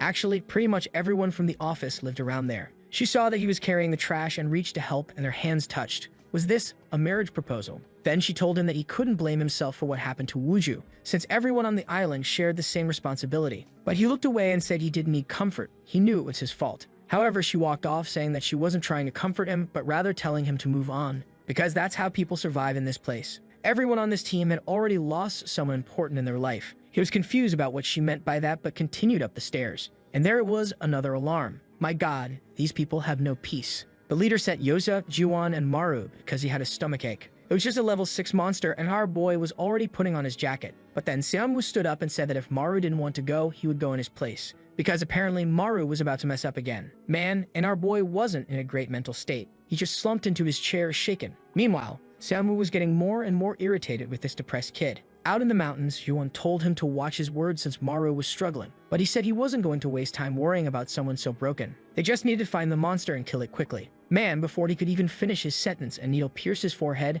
and he dropped to the ground. When he got up, confused about what had happened, he looked to the side. There was a massive red monster, and Seonwoo was down. He breaks his finger and crushes the monster's neck, which seems to die. His two friends stand up, asking if he really killed it, and he replies that it looks like he did. That's when Yoseok looks to the side, wondering what that thing is. There was a fat cat named Jang, and it seemed like he recognized it. He explained that it was his cat, but it made no sense for it to be there. He picked up the little creature, saying it was time to head back to the office, while wondering why it felt so much heavier today. Seonwoo told him not to bring that thing to the office, but Juwon said to let it stay since it looked happy. Back at the base, he told everyone to take a look at what he had found in the mountains, but everyone jumped in shock and Kang immediately told him to drop it. The creature in his hands looked more like a demonic baby. It was the demon of duplication, and the moment it attacked, it sent a spike into everyone's forehead. It fell to the ground and took off running, but in Yosek's vision, it was just his little cat escaping. He ran after it down the hallway, but suddenly smacked straight into a door. Now even Diopman had been hit in the forehead. A little while later, he commented that apparently someone had the nerve to bring a mountain demon inside. Everyone turned to glare at Yoseok, who quickly said it wasn't his fault. A cat looked exactly like his own. Besides, Juwon and Seonwoo had been with him too, so the blame was on them as well. Juwon stood up, told them to stop looking for someone to blame, and said they should focus on hunting the thing down, especially since the dust was spreading. They reached that strange door, and she mentioned that it might be an illusion, so they needed to be careful. Upon entering, they were all stunned by how massive the space inside was. Kang then told them to look ahead. There was a Rakshasa heading their way. Through the yellow dust, a gigantic monster appeared. It was the spider demon. Beneath the creature lay a dead boy. Jiwon was horrified at the sight and immediately recalled the boy hugging someone and calling them mom. At that moment, she remembered the moment he died and rushed forward. Kang grabbed her, telling her to stay put because it was dangerous. But Jiwon said that was exactly where the demon had killed her son. Kang told her to snap out of it, that this was just an illusion. That's when she remembered that the creature had attacked everyone's forehead and realized it was invading their memories to create these illusions. Maru then asked if the spider itself wasn't just another illusion. Seonwoo said maybe not, since the demon could be capable of duplicating creatures they had encountered before. The protagonist wasn't sure if something like that was even possible. That's when he recalled what Jong had said, how demon blood flowed within them carrying information, which was why they had powers. That made him wonder, if that was true, did it mean every demon they had ever faced could be duplicated here? Kang confirmed it, both the level 10 demon that gave Diopman his powers and the gluttony demon that had granted Maru his own. The problem was, if the creature could duplicate all of that, how could they possibly stop something like this? For Maru, the biggest issue was the gluttony demon. It was the one that had created his trauma. He collapsed to the ground, terrified that the monster would appear and kill everyone. But Diopman reassured him, telling him not to worry. No one was going to die. The group advanced toward the creature and Kang went in for the attack, saying they just needed to protect each other. At the same time, Seonwoo broke a finger while Kang slashed the demon's neck. The creature pulled out, and the two stood there in complete swagger after taking it down. But just then, another door materialized. A second later, they found themselves in a different place. It seemed to be part of the duplicator's power. Kang asked Juwon if she was okay, and she replied that she was fine and had already recovered. Maru stood there thinking. Juwon had already experienced seeing her son die in front of her. Seonwoo then said they needed to hurry up and find the next door to escape this nightmare. The floor was littered with corpses. Maru noticed mold growing along the walls and immediately realized they were inside Kim Yi-bak's memories. The man himself was there crying out for his wife. He remembered the moments he had spent with her and also how they had both died in the mold. Man, this was tragic. Seonwoo pointed upward, telling them to look at the ceiling. There was a massive red creature covered in moss on its back. Spores began falling and Maru accidentally inhaled one. Immediately, he vomited and checked on the rest of the group. Unfortunately, they were all already down. He realized he might be the only one still standing due to his rapid regeneration. He started tearing off the spores, telling himself he had to handle this alone. He leaped forward and bit straight into the monster, tearing off a chunk. Honestly, I was terrified that this was all an illusion and that he had just bitten a teammate instead. Phew, that wasn't the case. Everyone started waking up. Yoseok celebrated, saying he thought he was dead. Kang glanced to the side where Kim Yi-bak stood with his wife. Now it all made sense. how she had died, and the origin of his powers. Maru remembered Kang saying that everyone at the office had lost someone important. He wasn't the only one who had been through hardship, so he couldn't let it break him. He decided it was time to move on and brushed past Xianwu, who immediately shoved him back and walked ahead, telling him not to get in his way. Xianwu had already gone to open the door, but Maru warned him to be careful. Nobody knew what would be on the other side, but Xianwu just scoffed, saying he didn't care. Whatever appeared, they would just kill it and keep moving forward. Then we saw someone standing in front of the gate. Maru squinted, trying to figure out who it was. It was Xianwu himself. Maru smirked, saying that judging by that annoyingly smug face, it had to be his memory version. From within the gate, the temple demon emerged. Man, Xianwu didn't run away. He went straight to the demon and asked for an ability. He wanted power stronger than his father's. Maru was shocked to see this lunatic talking directly to the demon and asking for an ability. Xianwu explained that it was the only way he could go against his father. The creature snapped his own finger and shattered his leg. As it moved in to land a punch, Xianwu declared that no one would ever see this side of him. He started breaking his own fingers to try and take down the boss, told it to die, but unfortunately, unlike him, the boss had 78 fingers to break. Its entire arm twisted unnaturally, and Xianwu felt every bit of it collapsing to the ground. Maru realized he would have to handle this in charge of the monster alongside Kang. Juwon and Diopman were already prepared to unleash their powers. That's when countless arms sprouted from the creature's body, and they all knew they were in serious trouble. Every finger on its body started breaking, and along with them, their own spines. Lying on the ground in agony, Maru realized that the temple demon was far stronger than he had thought. As always, Maru was the first to recover thanks to his rapid regeneration. The problem was he couldn't understand why Xianwu wasn't doing anything. He shouted at him to get up. He had the same ability as the creature, so he should be doing something. The poor guy was lying there, face down on the pavement, wondering how Maru had the nerve to say that to him. He wanted to be stronger than his father. That's why he had asked for an extremely high-level ability. But there he was, humiliating himself again, losing once more to this kid. If he couldn't even handle this, then what was the point of having ability at all? The demon raised its arm, creating even more hands. Maru knew it was going to target him next since he was the only one still standing. The fingers cracked and the pain was unbearable. So many bones twisted that even his regeneration ability was starting to fail. He collapsed to the ground, completely immobilized, while the demon calmly walked past him. Desperate, he told Diekman to do something. Diekman explained that he needed to rip out the demon's eye, but at that moment, his body wouldn't move. Maru felt completely hopeless.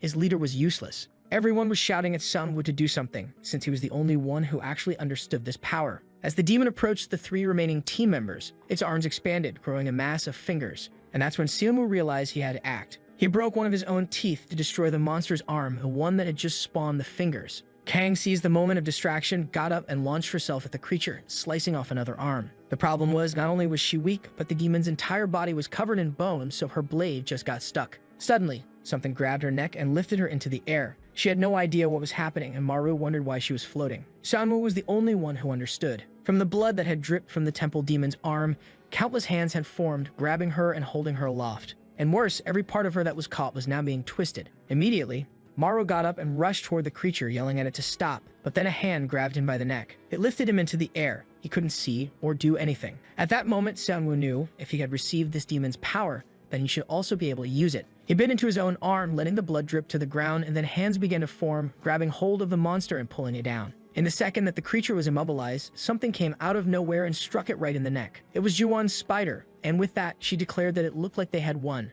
The entire team was beyond exhausted. Sometime later, Xianwu was leaning against a wall, but at least he was happy he had learned something new about his ability. Someone called out to him. It was Maru, saying it was good he had learned so well. Next time, he wanted to see that ability being put to proper use. Xianwu told that damned monster biter to shut up. He walked off, leaving Maru annoyed. He had just been trying to give some advice. After resting, they proceeded to the next door. As soon as they approached, everyone felt something strange. A sound echoed, and Xianwu asked what was inside. Since no one seemed to recognize it, Kang guessed that it might be Maru's ability. He stepped forward, curious about what he would find. Upon opening the door, someone was calling out for their father. It was him, hiding in front of a gigantic creature. Everyone was startled to see that this demon had eyes. Maru was begging to be freed, struggling as he was dragged along, but his father only told him that this was the path to the abyss. If he wanted to protect the people he cared about, he had to obtain the power of the gluttony demon. Hearing this talk about protecting others, Maru realized it didn't make sense. considering what Zhang had said. He remembered that Zhang had claimed his father had abandoned his humanity. It seemed like Director Zhang had lied to him. At headquarters, someone slammed a hand on the table, saying it was much less than expected. It was the old lady from The Incredibles, saying that they had far fewer ability users now,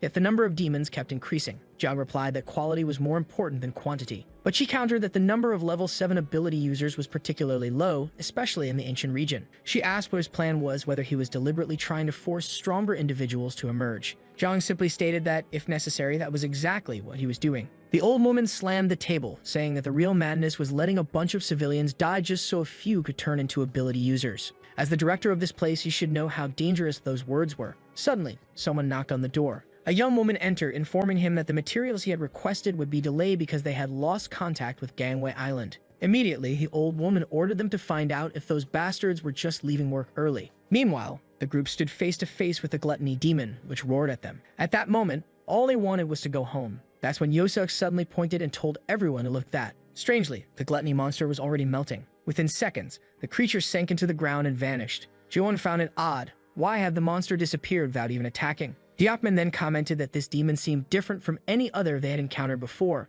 Everyone was relieved at least that they didn't have to fight that thing. That's when a voice called out for sister. Right away, they knew it was Kang's turn. She stepped forward and told them to wait. She would go alone. Obviously, Maru warned her that it was too risky, but she replied that she wanted to prepare herself now for when she faced the real one. They could stay put. She would be back. Man, they actually stayed. I wouldn't have done that. Maru was certain that it would be really difficult for her to win, especially since Xianwu had struggled so much against the temple demon. He decided to take just a quick look at what was happening. Kang was locked in battle with the red monster. The strange thing was that another demon was watching the fight. Once again, it was one of those with eyes. Not to mention, just like the gluttony demon, it was starting to dissolve. Right at that moment, Kang's sword shattered, and the monster moved in to finish her. Maru shouted for her to be careful, but she insisted that she had already said she would handle it alone. However, he told her to pay attention. The creature had some kind of defensive ability, and if that was the case, then she should have that power too. She stood there thinking about it as the door shut. Xiangwu said that was enough. Now she was going to win. He still wanted to help, but he had no choice, and they all just had to wait. Sometime later, the door opened and a bloodied hand reached through. No tears needed tonight. She emerged, beautiful and alive. She stumbled forward and collapsed into Moro's arms, who was completely messed up himself. Samu was frustrated. He had needed help, while she had defeated the demon that had given her power all on her own. Joan then said that now, only Yosak's and the leader's creatures remained. TikTok Dude confirmed, but questioned why the door hadn't appeared yet. Xianwu mentioned that the creature they encountered in the forest had abilities similar to Yosak's. Yosef agreed. It made sense since, the first time he encountered the demon, he had also been searching for his cat, which meant that, at this moment, only the leader's demon was left. There he was scratching his belly, wondering why he had been forgotten at such a moment. Everyone was starting to notice that this damn leader wasn't taking things seriously. His demon was level 10. Yosef brought it up, saying that apparently, they had gotten lucky. Diakman said he was really happy because, with this, everyone was much safer. Maru celebrated. Maybe this was actually the best possible outcome. Everyone seemed calm, the yellow dust was settling, and the creature had disappeared. The leader then said that it looked like Kang had handled her issue quickly. It would be a good idea to take her to the hospital and then go eat some Korean barbecue. Right then, Maru punched him square in the face. Everyone was stunned as Maru grabbed him by the collar and accused him of being the demon. Jiwan told him to stop hitting the leader, saying he had lost his mind. But Maru pointed out that the leader had eaten Korean barbecue yesterday and ended up with a stomachache. There was no way he'd want to eat it again today. For a second, everyone stood in shock, and the leader looked confused about why they were talking about his stomach. The next second, he was getting stomped on. Everyone agreed that this was enough reason. The leader yelled for them to stop. They were all losing their minds. He got up and bolted out of there. The moment he made outside the building, the real Diekman ran him over. The group was shocked, and the leader asked what the hell he had just hit. The dust settled, and the red devil emerged once more. Sometime later, during the meeting, the leader realized that, apparently, while he was stuck in the hospital with a stomachache, they had brought a demon inside. He warned them that if headquarters found out about this, everyone's salary would be cut for an entire year. For that reason, the entire incident needed to be kept secret. Outside, Kang just wanted to go home. She was exhausted. That's when someone called out to her. She thought it would be Maru, but no. It was Shanwu, saying he wanted to talk about something. He then revealed that the demon from her memories, the one she had just fought, he had seen it before. She asked where and when, and damn, Shanwu said that demon was Director Zhang.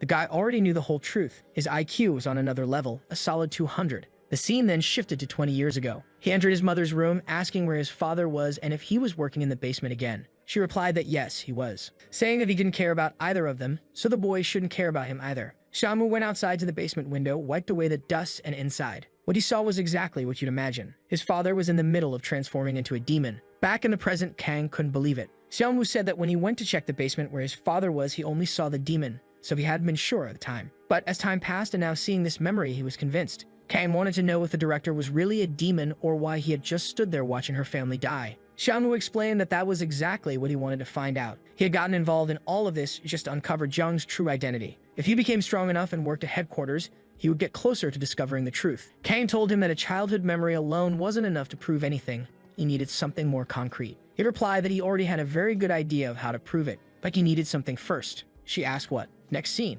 At headquarters, Kang and Maru were there. Maru wanted to know why he was even there, and she told him she had explained it 1,000 times already. He pointed at Xiangwu, saying they shouldn't be there just because of that lunatic's ridiculous conspiracy theory. After a moment of silence in the room, Zhang entered, apologizing for making them wait. He sat down and asked what the three of them had come to discuss. Maru felt awkward, but Xiangwu got straight to the point. He said he knew the director had been present when Kang received her abilities. Maru was shocked, and the director replied that he didn't quite understand what they were talking about and needed a clearer explanation. Kang then stated that the demon present that day had eyes, and she had heard that this demon was the director. Man, I didn't expect their plan was to just straight up confront the guy like this. Zhang put his hand over his face and said that, apparently, they had been misled by Xiangwu's absurd theories. First, the boy had wanted to blame his father for his mother's death, and now he was accusing him of being a demon. Up until now, Maru didn't even know they were father and son. Xiangwu slammed the table, saying this had nothing to do with his mother. He just wanted to know Zhang's true identity. He then looked at Maru and ordered him to use the yellow dust to expose the director's identity.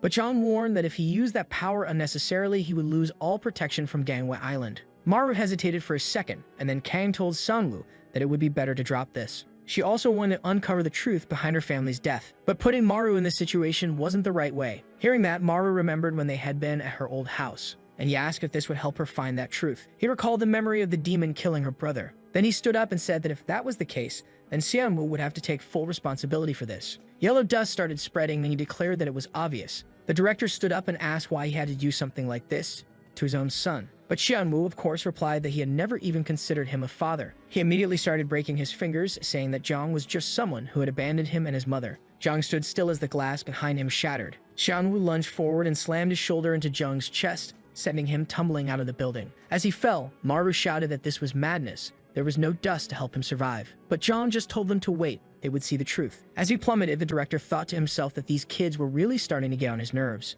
That's when they felt something. Turning around, they saw a portal opening. And of course, the director stepped out of it, releasing dust from his mouth. That proved Xiangwu was right. Yu Young entered the room demanding to know what was going on. Then she saw the dust. The moment she realized she was looking at the director, she told him to explain himself. Kang immediately called out to Yu Young, saying that Director Zhang was involved in her family's death. Zhang then asked if, besides these three, anyone else from the island suspected him. No one answered. He just smirked and said that their silence told him everything. Then he activated his spatial power and slammed his hand onto the ground. In an instant, everyone seemed to be teleported. One moment, they were in the office. The next, they were in an isolated building in some unknown location. Zhang stood there, and Yu Young demanded an explanation, wanting to know what he was doing. He said that since they had started questioning him, he had no choice. Besides, he couldn't just stain the entire office with blood and organs. Then, he activated his spatial power and sent an attack straight at them. Yu Young immediately shouted a warning about his ability, and everyone managed to duck. Looking back, Maru saw that everything the attack had touched had been completely erased. Yu Young then asked Zhang what he was doing, if he had lost his mind. But he simply replied that he was cutting off the rotten parts. The kids had seen too much. It was just a shame that she, the bald guy, and Wigman had gotten caught up in this too. They all would have made great weapons against the Abyss. But at the same time, getting rid of Maru was actually a good thing. Dealing with the Abyss was a massive headache. Maru asked why he was being accused of being on the Abyss's side. Zhang started preparing another spatial attack, saying that it was because humans were too weak. His hand suddenly appeared behind them, and as Kang turned to look, man, two heads were sliced off instantly. Maru was shocked, but suddenly Yu Young grabbed her own chest. She held onto her heart for 5 seconds. And with that, she activated the power of Eternal Pause. Yu Young had the Rakshasa of Time, which allowed her to sacrifice 5 years of her life to rewind 5 seconds. With that, they were back to the moment when Zhang was preparing his attack. He stared at them and said that it looked like he had already done this before, since Yu Young had just saved everyone. The blood on her chest made it obvious. But Maru asked how the two of them were still alive when he had just seen them get killed. She found that strange. Other than the director, no one else should have been able to sense her ability. That's when Baldy and Wigman charged forward, saying they didn't have time for this. The two of them went in for a coordinated attack, but Zhang disappeared into thin air and reappeared right behind them. He walked up to Xiangwu and asked if his father had really tried to kill him. Xiangwu snapped one of his fingers, and the director's entire arm was affected. He glared at the man and said that he had done it because he wasn't his father. Zhang prepared another spatial attack, but Maru and Kang barely managed to throw him to the ground. He warned them to be careful, otherwise they'd die again. Strangely, Yu Yang was telling them to capture him alive because they had too many questions. Baldy and Wigman replied that they weren't sure if that was possible. They clasped their hands together, and when they released them, their blood seemed to be linked. They warned that they were about to go all in. Wigman charged in first, boasting that he was the fastest. Because of his blood ability, he had double the attack speed. But man, Zhang just prepped a single slash and took his head off. Everyone knew the poor guy didn't stand a chance. But even without his head, Wigman still managed to land a punch on Zhang's face, and his severed head, spinning through the air, was smiling, saying that they would win. As expected, Baldy then revealed the secret of their ability, for no apparent reason. He explained that as long as their blood pact connected them, they wouldn't die. Zhang sent a spatial slash at them, but their blood bond reformed immediately. Now that made sense why he had explained it. The final mercy pact couldn't be severed. Wigman, lying on the ground, thanked the director for everything he had done. But, unfortunately, today was the day to say goodbye. Maru was impressed by the duo's strength, but Xianwu quickly warned that Zhang was dodging everything with ease. That's when Kang told them to look closely at what was happening. After dodging for so long, Zhang had gotten himself caught in the blood ties. Of course, Baldy and Wigman started pulling, saying that this was the end. Zhang was being stretched and pulled from both sides. Yu Yang ordered them to finish it, and Kang slashed his arm. At the same time, Sanwo broke the other one. They were excited. Apparently, they had finally won, as Zhang could no longer activate his powers. The problem was, he had started absorbing yellow dust to regenerate. Immediately, the leader ordered Maru to bite him and stop the regeneration. Our boy took off running, shouting that he had never bitten a human before. But right in the middle of his charge, Zhang's expression changed. He smirked. Maru was horrified as he watched the man transform. As everyone feared, he had turned into the same creature from Kang's dream. The punch he traded with Maru unleashed a wave of spatial energy. Our boy tried to defend himself, but he started getting absorbed into the darkness. The energy was drawn into Zhang's hand and before everyone's eyes. Maru vanished into the black void. The transformed monster just stood there, grinning like a lunatic. Meanwhile, Yu Yang was still trying to process what was happening. Zhang sighed and apologized, saying he hadn't wanted to reveal his true nature. At that moment, Xiangwu knew. This thing wasn't his father. So what had happened to the real one? The demon put a hand on its face and muttered that he couldn't believe he had to kill the very soldiers he had created. Obviously, Kang understood exactly what he meant by that, and she refused to believe it. But he confirmed it. He was the one who had summoned the demons to her house. He had seen her natural aptitude for sports and immediately realized that she would become an exceptional ability user. Of course, Kang lunged at him in rage, but the leader yelled for her to stop. Too late. She had already swung her blade. The demon stretched out its hand, and her body began to disintegrate. Man, she was erased from existence with a single spatial slap. At the same time, Yudong lost an arm, and everyone else was annihilated. With no choice, the leader once again gripped her own heart and rewound time by 5 seconds. This time, she grabbed Kang's shoulder and warned her not to move. Otherwise, everyone would die. But Kang was desperate, demanding to know what they were supposed to do. Young admitted that she had no idea. Ever since Zhang transformed, he had gained monstrous strength. At this point, none of them stood a chance. They couldn't even approach him. Kang said that if they still had Maru, they might have a chance. So how could they bring him back? But the leader responded that it was impossible. No one had ever returned from the darkness that Zhang created. Our boy, meanwhile, was running through the void, stumbling like an idiot. He had run until he was completely out of breath, but still he found no light anywhere. That's when he collapsed to the ground and, looking ahead, thought he saw an exit. Of course, he immediately got up and ran toward it, desperate to see what it was. But within that light, he came face to face with Zhang himself. The man looked thin and malnourished, staring at him in disbelief. He asked, "How did a human end up here?" Innocently, Maru replied that he had gotten trapped while fighting someone who looked exactly like him. And now he wanted to know, what was this place? That's when Zhang explained that the thing he had fought was one of the demons that escaped from the abyss. Maru was terrified, because not only did this creature have eyes, it could speak like a normal person. That's when the real Zhang revealed. That thing was one of the 8 gods. Beings that existed above ordinary demons.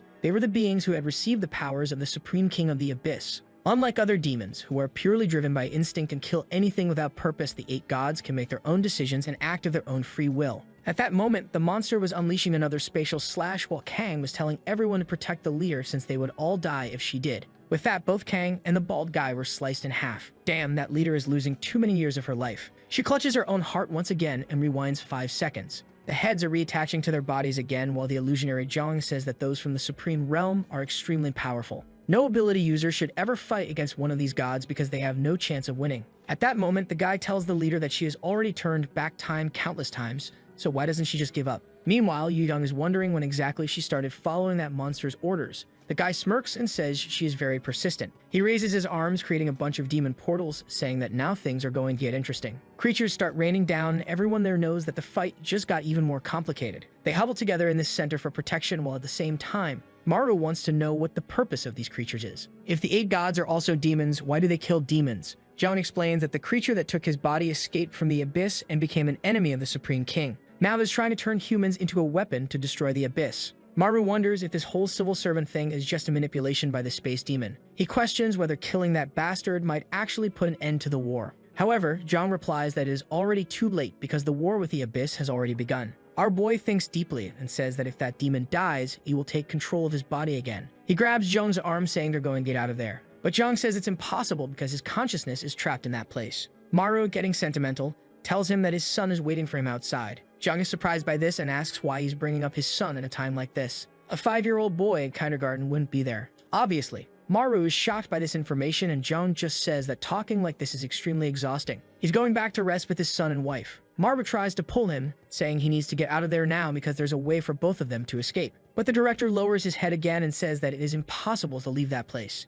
Back at the abandoned building, the group is fighting against the monsters that are pouring in. The space demon says this is the perfect chance to get rid of both enemies at once. Then the spatial slash cuts through both the demons and heads straight for the whole group. The energy expands sideways and they join hands, sending a slash at the entire group. It wasn't just any slash, it was space itself shrinking around them. The group knew that this was the end, until a hand started emerging from a portal. It was Maru, who had returned from the devil's hell. The monster was startled and Kang was incredibly impressed. He came out screaming that the escape worked, and he clenched his fist, saying that now it was time for payback. Then we see a few minutes earlier, right when Zhong said it was impossible to escape from that place. Our boy insisted, saying of course not, that he had to find a way out of there. That's when the demon put its little hand on his arm and tried to take a bite, but Maru punched it in the face before the creature could do anything, and it dissolved into dust. He was confused, not understanding why a demon appeared there. Then he remembered a conversation he had with Yosiak. He was worried because a gate had seemingly stayed open for 3 days. That's when Yosiak explained that this had happened in the city of Busan. They were lucky that the director went there and closed the gate by throwing air into space.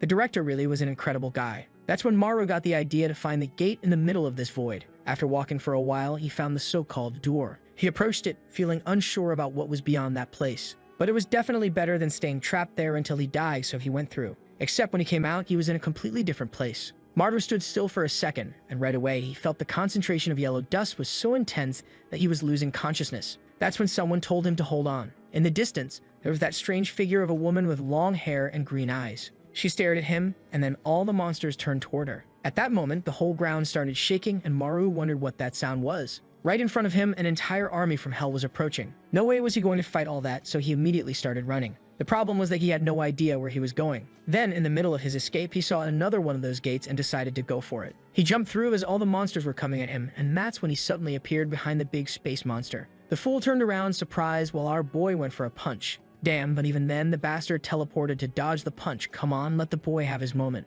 The monster was not happy about this, while Yu Young was impressed that he had escaped. Our boy smiled, asked if everyone was okay, and said that from now on, he was going to handle this. Xiaomu told him to stop being an idiot since he couldn't even get close to the space demon. But at that moment, Maru wasn't so sure about that. In fact, he was certain that his current self could win. That's when the demon asked how he had escaped from the black space. Suddenly, he felt something on his back. A green energy emerged from the portal and struck him directly. Right then, the King of Hell shouted it, saying that he had finally found him. The space demon's arm seemed to be getting pulled, and with that, both his soul and the real Zhong appeared to be separating. The creature was trying to close all the gates to avoid being taken. At that moment, Yuvang commented that the monsters were returning, so it seemed like the director was trying to seal everything. He kept struggling to do so while the king stared at him from the gate. In an instant, it seemed like everything was over. But the truth was that the space demon had realized something. A good portion of the power the King of Hell had given him had now been taken back. He clenched his fist in anger and stretched his hand toward Maru, saying it was all his fault. Our protagonist stood still while the spatial slash came toward him,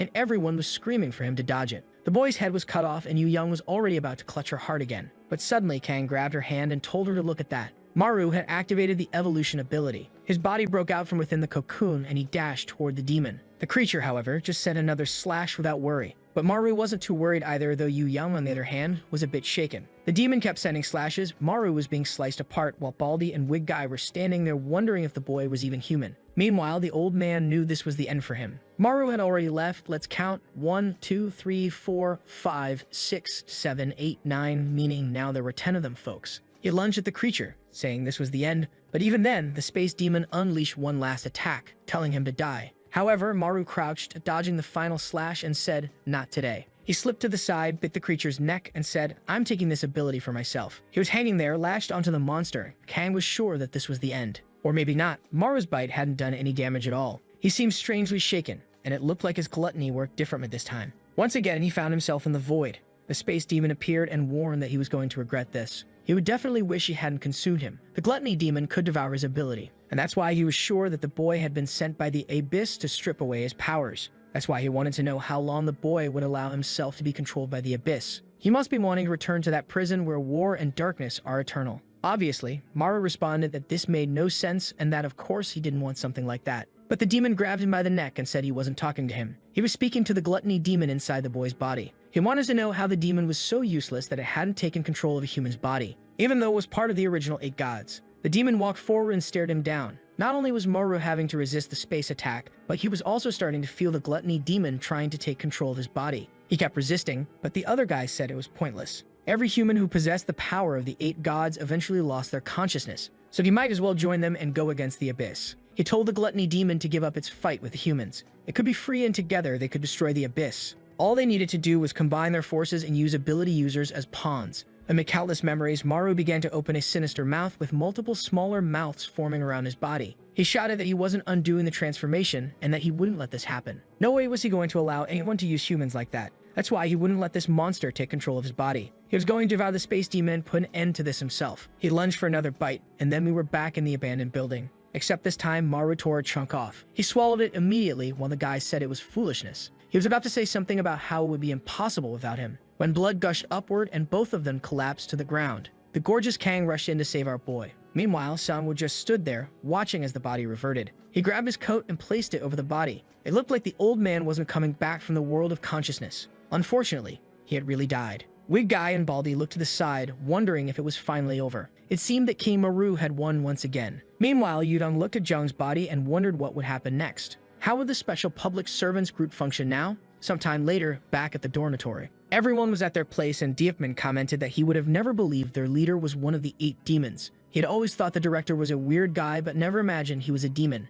Everyone was talking about how the room reeked of beer until Young called out to Diekman. Actually, she calls him Sunbae, which is a more respectful term. She mentions that she was thinking about calling an emergency meeting, but decided to consult him first. Then she asks what they should do. Diekman replies that as soon as the announcement is made, it will cause mass panic and the government won't stay quiet. She knows that news like this could collapse the entire organization. For now, they need to keep everything a secret until they find a solution. And obviously, they have to make sure no information leaks to anyone else. Sometime later, Young is leaving with the dynamic dude, telling him to get some rest. At that moment, Diekman calls out to her and, judging by his face, tells her that she worked hard. She doesn't need to call him Sunbae anymore. The others say that Diekman is such a bastard, basically saying that the woman is old as hell now. Night falls and Marub is sleeping in the living room. He asks why the hell that guy is there instead of going to his own house. Samu replies that he doesn't have the energy to go back. It would be best if the kid went to his room already because he can't stand someone sleeping next to him. Maru explains that his room is actually just a storage space. He usually sleeps on that couch right there. Then once again, he calls out to Sunwoo and says he has something to talk about. He had managed to talk to his father. Sunwoo immediately sits up.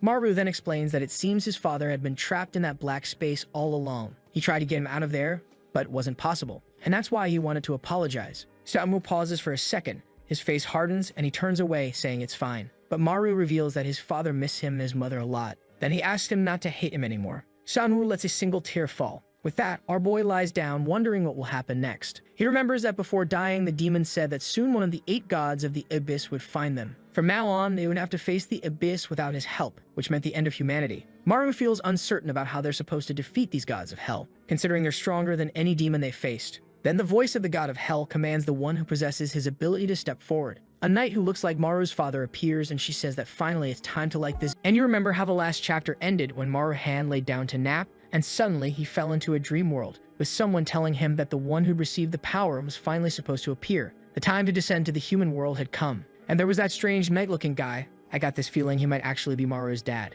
The next day at the association, old lady Enda's in shock, demanding to know what's this talk about Instructor Jong being dead. Yoyoung says she already explained it. There were some Rakshas called the 8 Great Beings, way more powerful than the regular ones. And one of those 8 greats was the one who killed Jung Il-do. Over at the special headquarters, there's this drunk, red-faced guy saying he doesn't believe it. Director Jong was crazy strong, how could he die? But the sharp-toothed dude next to him tells him to shut up, saying it's not the time to complain. And who's that? Not a guy, it's a new tough woman trying to compete with Kang Sanho. And I swear she looks like a female version of Denji from Chainsaw Man. Her name's Wang Rei, pretty tricky name, and she's telling everyone to shut up and get ready, cause they'll have to elect a new director to deal with this so-called invasion of the 8 superiors. But Jung Pyo, the one with the cigarette, says no kid. What matters most right now is figuring out how we're gonna pass this information to the government. She stands up, all worked up. Some crazy folks actually like women like her, and she demands to know why he's even thinking about involving the government. The superiors were already coming.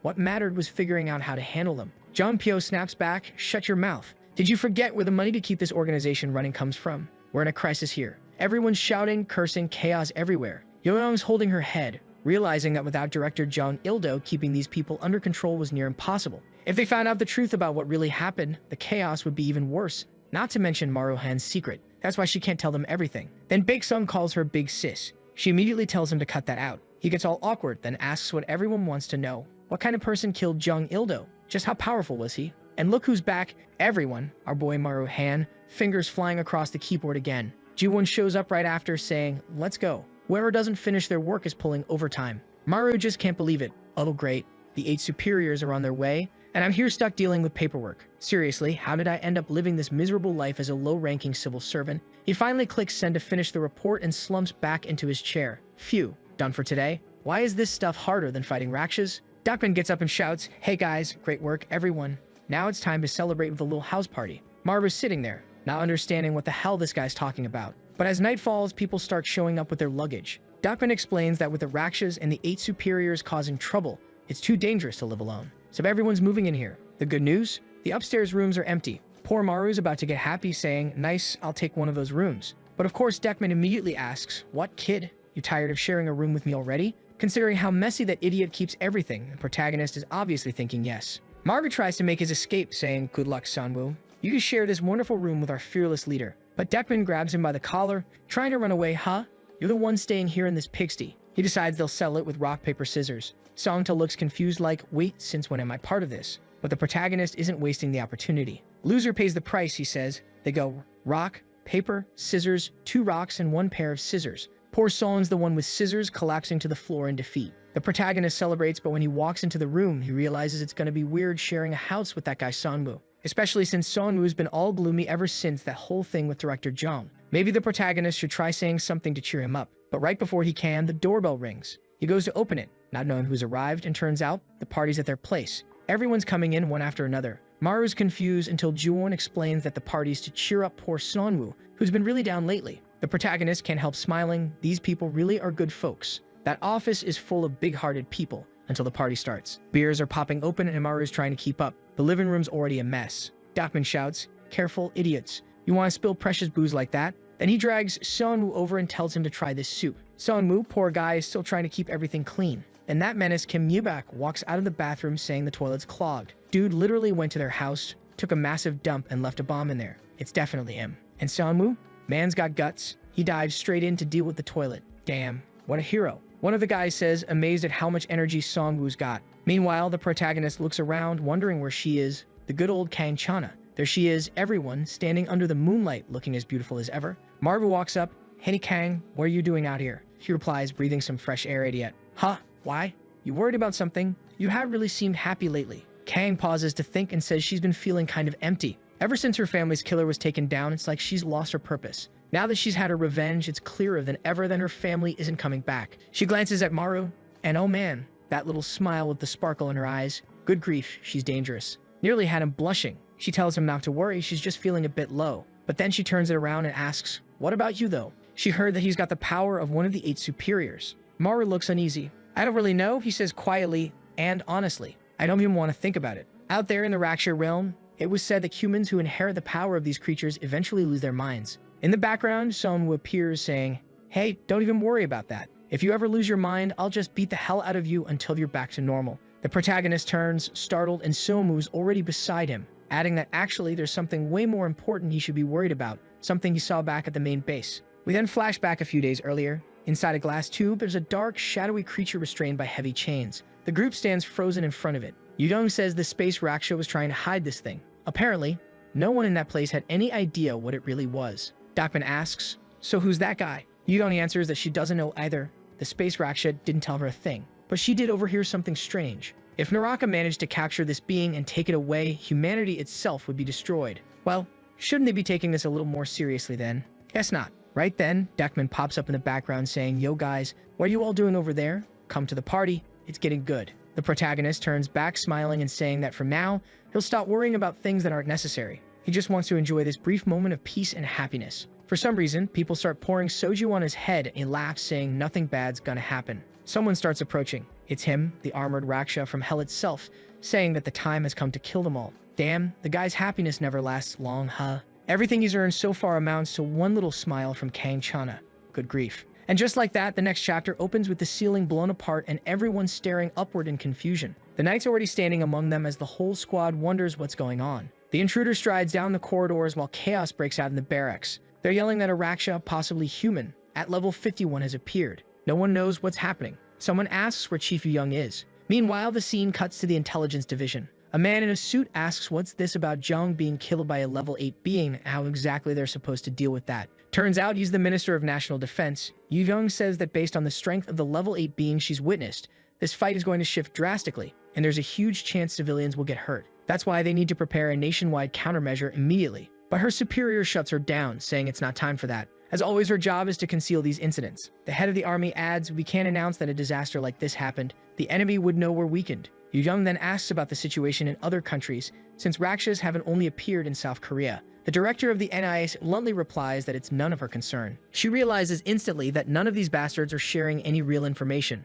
Then her phone rings. It's the emergency line. She excuses herself to take the call, and once she's outside, her face turns pale. A Raksha from the 8 superiors has appeared at their base. The voice on the phone says, right now he's on floor 49, heading for the emergency hall. The Seoul team is already on site waiting for him. Damn, the Seoul team's got 2 real powerhouses. And now look, there's Denju-looking guy, even blonde this time. You can already tell if they don't start naming names, they're all gonna get wrecked. The knight stands before them, face to face. Someone mutters that it really must be one of the superiors. He's got that eerie, glowing eye, and the smoke swirling around him is thick and heavy. They'd better be careful. No one has a clue what kind of abilities this thing has. The white-haired guy up front says, relax.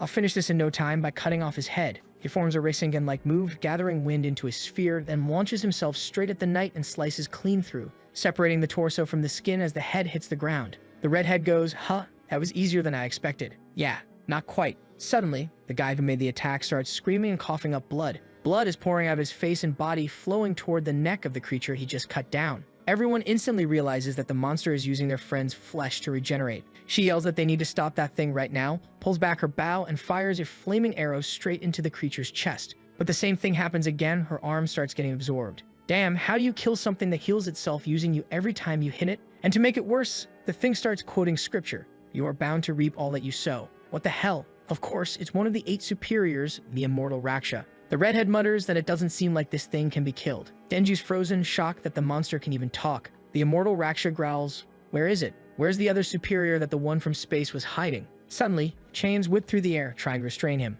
The woman controlling them, looking all Kurapika style, says, I don't know who you are, but you're not moving another inch. Denji shouts, let's hit him together. Lightning-charged chains rush forward, but the immortal stretches out his arm, pulling a sword from his own abdomen. He says, if you won't talk, then you don't need to be alive. He swings once, blink, and they're dead. The girl barely has time to react before he murmurs, goodbye. The blade slices through both of them cleanly, cutting the building in half along with them. People out on the street hear the deafening crash, turn, and see smoke billowing from the collapsing structure. Someone shouts that the building might fall. One of the employees with restoration abilities says she'll hold it together with her magic, begging Yu-young to arrive as soon as possible. Meanwhile, Yu-young's in a car with that same GM from before, asking for details. She's just been told the Raksha this time has the power of immortality. At that very moment, he's descending the stairs, seemingly searching for something or someone. Yu-young realizes it immediately. He's hunting the chained creature. The problem is, it'll take her 20 minutes to get there. She doesn't have many options, so who does she call?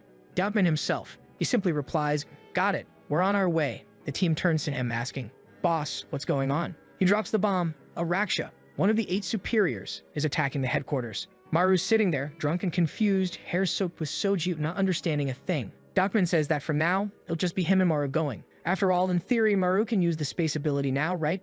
Since he absorbed that creature, the protagonist doesn't hesitate anymore. He pulls in the surrounding sand and begins activating the spatial skill. Suddenly, he sees countless images of cities, windows, and streets, each one possibly a destination. But it's too much for him. His vision spins, he's about to throw up. Dopman's losing patience fast. Come on, Maru, we don't have time. Learn to use that skill and open the damn portal already. Maru stretches out his arm, trying again, but something feels off. The space around them starts to warp. Yozok yells, asking what's happening. Then, in a blink, Maru appears wearing a headset and realizes he's in some random guy's room full of strangers. His friends are shouting through the comms, go on, go on. Teleport again. Dixix nervously apologizing to the guy, saying, hey buddy, sorry about that, just keep playing your game, okay? Maru focuses again, activating his power one more time, and suddenly, they're standing in the middle of a crowd of gangsters. The big guy jumps back in shock. What the hell? Where did these bastards come from? His friends start yelling again, and Maru activate that power one more time, dude, while someone else mutters that it would have been faster to just call a taxi. Poor Maru's nose is gushing blood as he struggles to figure out how to properly use the Space Raksha's ability. The scene cuts back to the base. Every wall is shattered, and the only thing keeping the whole place from collapsing is that one girl holding it all together with her power. The entire structure is trembling. She's in the middle of a ruined hall, hands pressed to the floor, while two others guard her. She asks how many users are left. Oh, and that's her, the lamp user. Damn, she's hot. The girl's got a waist so tiny it looks unreal, and somehow, she's got more chest than waist. And that's something new, and I'm not complaining. She says that aside from the three of them, who aren't even combatants, there are only two other level 8 users left, stationed on floor 25. And there he is, the immortal Raksha, standing before them, saying that fighting humans is boring. One of the guys ignores him and morphs into a raven. Yeah, no surprise what his ability is. He dives in, going full attack mode, while another charges up the stairs, fists glowing with the Iron Punch skill. But in one swift motion, the immortal crouches, grips his sword, and slice. Both of them are cleanly cut in half. Imagine that. You're perfectly sliced through, still conscious for a few seconds, knowing exactly what just happened. That's brutal, straight out of a horror movie. The guy realizes how outmatched he was right before fading out. 2 candles flicker out, and oh, I missed that beautiful visual. The girl's in shock, saying that now it's just the 3 of them left. Damn, he wiped out the entire base. Completely. Somewhere else in the city, blood hits the ground. Maru's coughing it up. Obviously, the kid was forced to use the teleport ability way before he was ready. Kang asks, Maru, if you're not okay, just say it. We can get there another way. But he shakes his head, saying, no, I'm fine. I'm getting the hang of it. Just give me a second. It's gonna work. He launches himself into space again. Little by little, he's starting to understand how it works. The problem is that he still needs more time, more strength, just a little more energy. Back at the base, the remaining trio stands frozen when someone approaches, asking if they're the last ones. He says if they answer his question, he'll let them live. Where is the 8th god? One of them tells his friend to keep the building standing. They can't let any civilians get caught in this. But the immortal Raksha starts gathering power and thrusts his spear straight at the shield. It slams in hard, but somehow, the attack fizzles out. The immortal smirks. Now this is getting interesting. Let's see if you can block this. He draws a bow, aims, and fires. The defender looks terrified.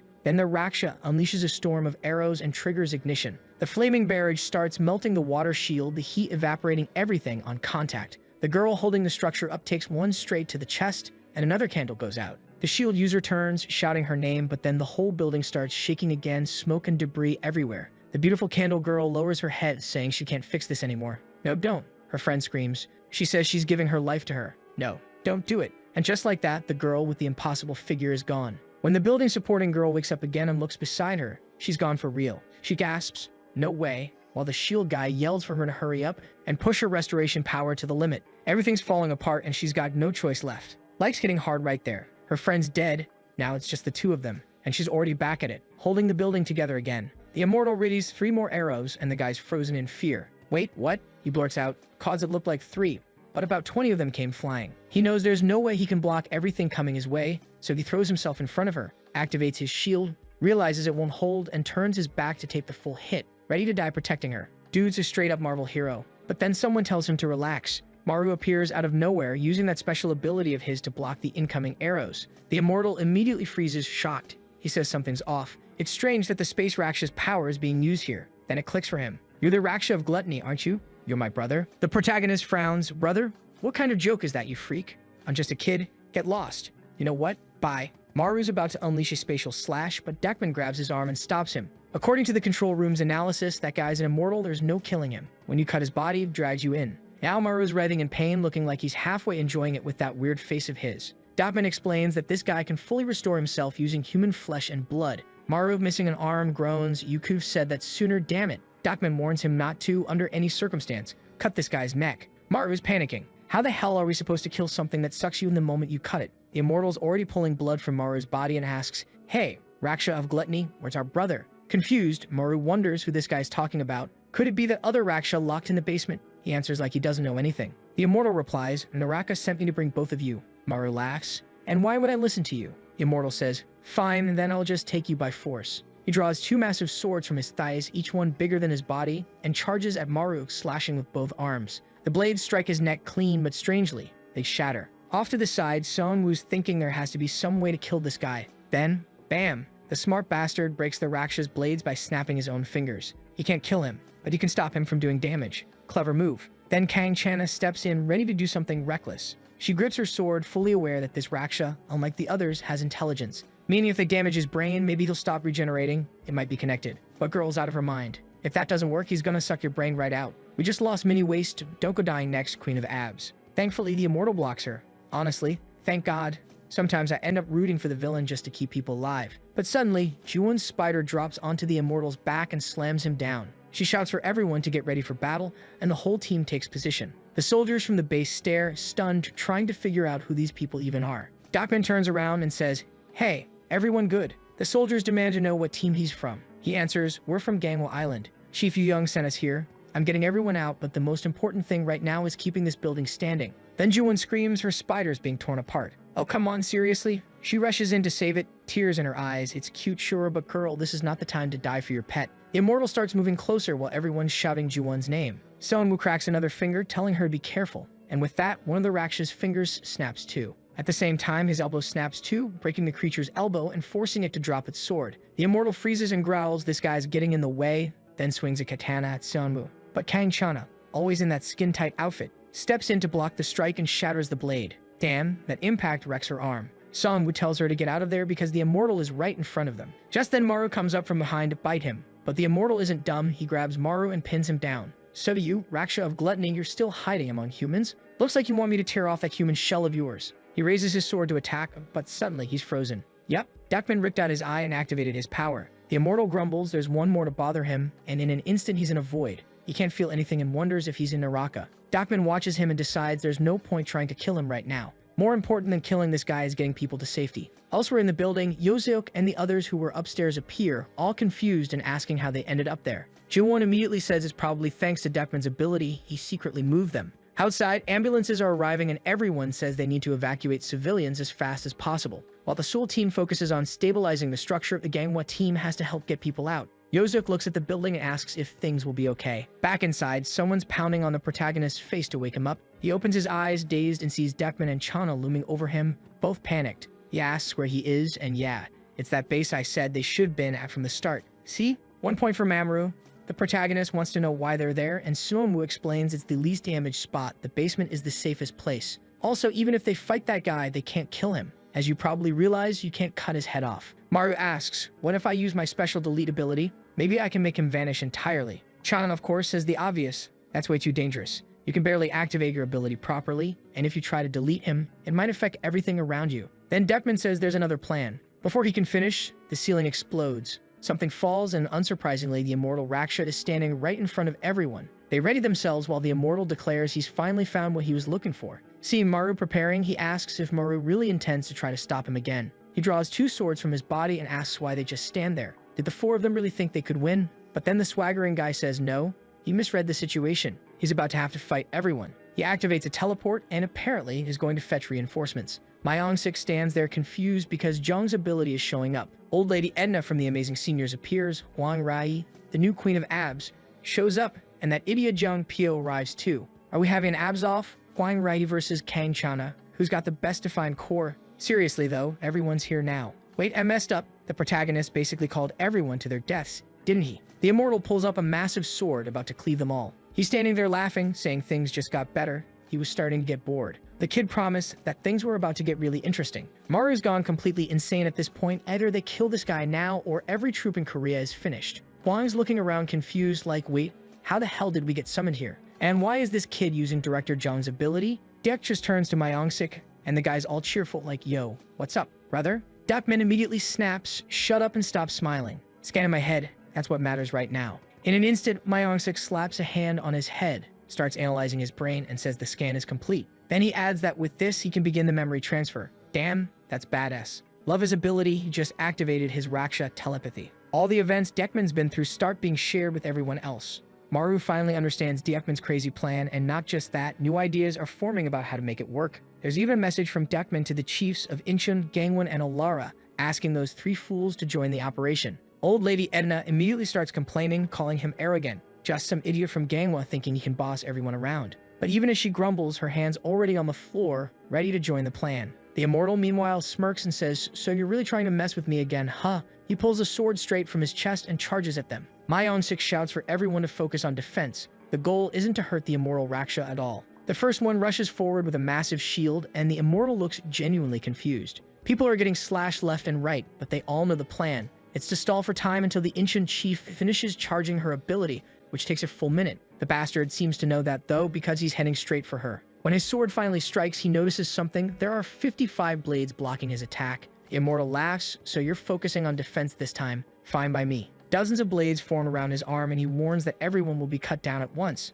Holy crap, the guy just made wings out of swords. Dakman yells for everyone to be careful. This is an attack no one's ever seen before. Of all his strikes so far, this one's the simplest and the deadliest. He just starts cutting everything in every direction. Kang-chan is taking hits, I'm crying, and the attack's heading straight for Edna, who's still preparing her spell. But then Hwang activates her iron skin defense, tanking everything. The swords are nearly piercing through, and she's yelling, "How long you still need, old lady?" Edna yells back, "Stop whining." Young people these days have no patience. Right then, her spell starts spreading forward, green roots bursting from the ground. The immortal swings again, but something rises from beneath him. And in the blink of an eye, a giant carnivorous plant snaps shut, biting down hard. Maru's staring in disbelief as the jaws close. Edna calmly announces that the first restriction is complete, and it's time for the next phase. Hwang Rei launches her feather attacks, wrapping them around the creature like a cocoon. She shouts for Joe Da to hurry and do his part. They've got 30 seconds at most. The guy raises a mechanical arm full of rockets, saying, "Let's hope that's enough time." He plants his hand on the steel shell and ignites it.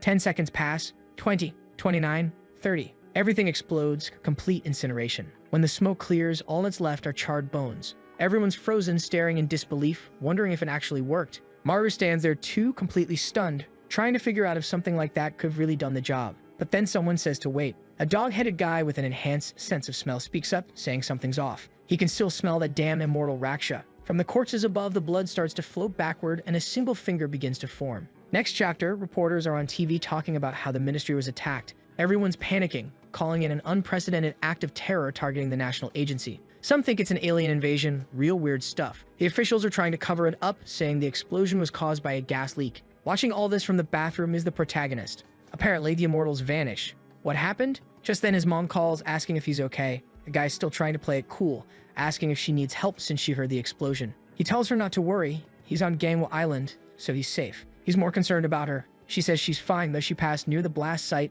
and got a little scared. But Maru knows the truth. That damn immortal Raksha escaped. And if he crossed paths with his mom at that moment, she would have died. Right then, he jumps at the sound of someone pounding on the door. He opens it halfway, still shaken. What now? It's the twins yelling at him to hurry up. How long you gonna stay in there, huh? You gonna take all day? Get out already. They tell him Young's looking for him. Cut to another scene. Looks like everyone's made it out of the destroyed base. Maru walks into the room asking, "Someone called for me?" Everyone turns their eyes on him. Young immediately says, "Good, Maru's here. You can ask him whatever you want." Edna, though, wants to know first why they're in this temporary base. Myeong-sik answers the obvious. It's because the immortal Raksha said he'd come back to take Maru hand too. Plus, the kid's one of the 8 gods, just like Jang Il-do and the immortal Raksha. Hwang Rei, he cracks open a can, rumbling that the more she thinks about it, the angrier she gets. What kind of logic is that? The head of the whole association being a Dan Raksha? Myeong-sik's on the verge of tears too. I used to talk with him all the time. We even had fun together. Jung Pyo interrupts, shouting, "Shut up, both of you. We need to decide what to do with this human, cause pretty soon he won't even be human anymore, just like Director Jung." But Dekman stands up and says, "No, I've been observing Maru closely. He's suppressing the gluttony Raksha remarkably well. The boy won't change, and we need his power. The only one who can match those 8 gods is him. Instead of doubting our allies, we should be talking about how to kill the immortal Raksha." Edna folds her arms and says he makes some good points, but it's strange for someone who's just a team leader to even be at a chief's meeting. Young cuts in, telling them to stop bickering, and explains that Dekman was actually the original chief before her, so he's more than qualified. Maru's wide-eyed, "Wait, what?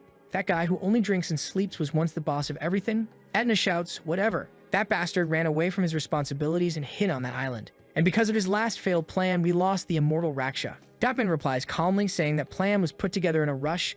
They didn't have time to prepare properly. Wan crosses her arms and demands to know how they're supposed to stop that monster from regenerating then. Anna explains that the trick isn't to kill him. It's to make him incapable of moving. Her ability just needs 1 minute to activate and she can immobilize him. Myong-sik scoffs, "Oh, shut up. Like that's gonna work. Your ability was useless. It got burned by that other guy's power." And right after that, the monster escaped. Everyone's arguing and fighting. The old woman stands up and tells him to repeat who the useless one is. The mood's clearly terrible. Then someone raises a hand and says, "Excuse me, folks. It's Maruhan speaking. What if we trap the Raksha in the black space?" Young asks, "Okay, how long do you think that'll take?" Maru says, 5 seconds. "If you can keep the Raksha still for 5 seconds, I'll lock him in that space and he won't be able to get out." Crazy, right? He's taken on the whole responsibility and now he's shaking. He knows not only that he's essential to the plan, but also that he's the one the immortal is targeting. Unfortunately, it's the only way to avoid collateral damage. The boy's in a little cocoon alone in the forest on 2 sleeping mats when suddenly someone appears nearby. Of course, it's Kang and her friend,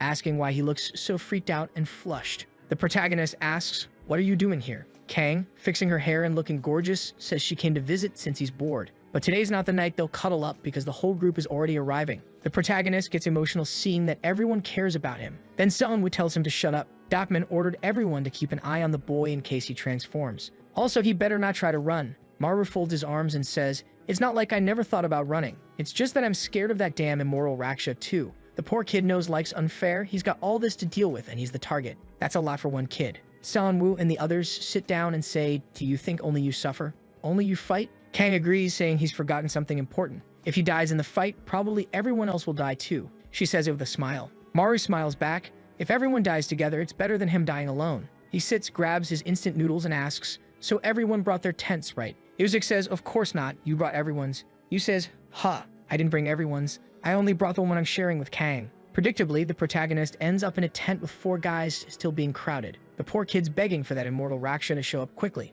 Then, out in the woods, a strange light appears. A giant portal opens and alarms start blaring at the base. Yudong asks what level it is, and Deckman replies that this time it's undetectable. Dan, he's here. The immortal Raksha appears in front of everyone. To be honest, they're not that surprised. That's exactly what they expected. He glances to the side, sees a portal, and asks if they were waiting for him. Maru shows up with that weirdo look on his face and says, "Yeah, missed you." The immortal asks, "So what's the plan this time? Pack the place with people again?" Maru says, "No, there are fewer people this time." The immortal, "Weird.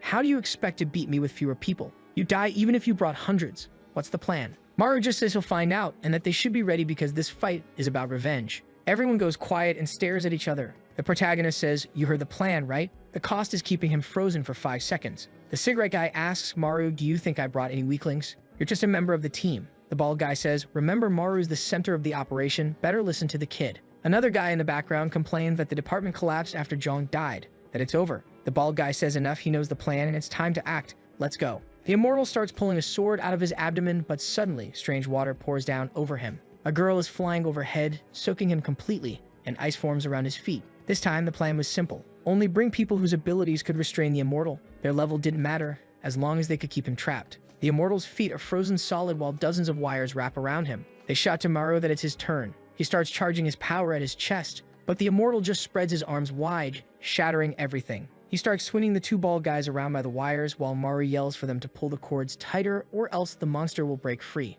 The guys are being tossed back and forth when the man with the tie suddenly tightens his grip, amplifying gravity 20-fold. The immortal's sword slams straight to the ground and the bald guys crash with it. The whole place shakes as the protagonist yells, asking what the hell the guy's doing. "You trying to kill your teammates?" But the man just answers that it doesn't matter, they have to kill the immortal no matter what. With no time to argue, Maru begins channeling his spatial ability toward the immortal. The ground keeps breaking apart, but the immortal smirks and says the gravity's interesting. He crouches, grabs his sword, and says, "Easy. Then I'll just increase my strength 20-fold too." Suddenly, the guy's eyes widen slash.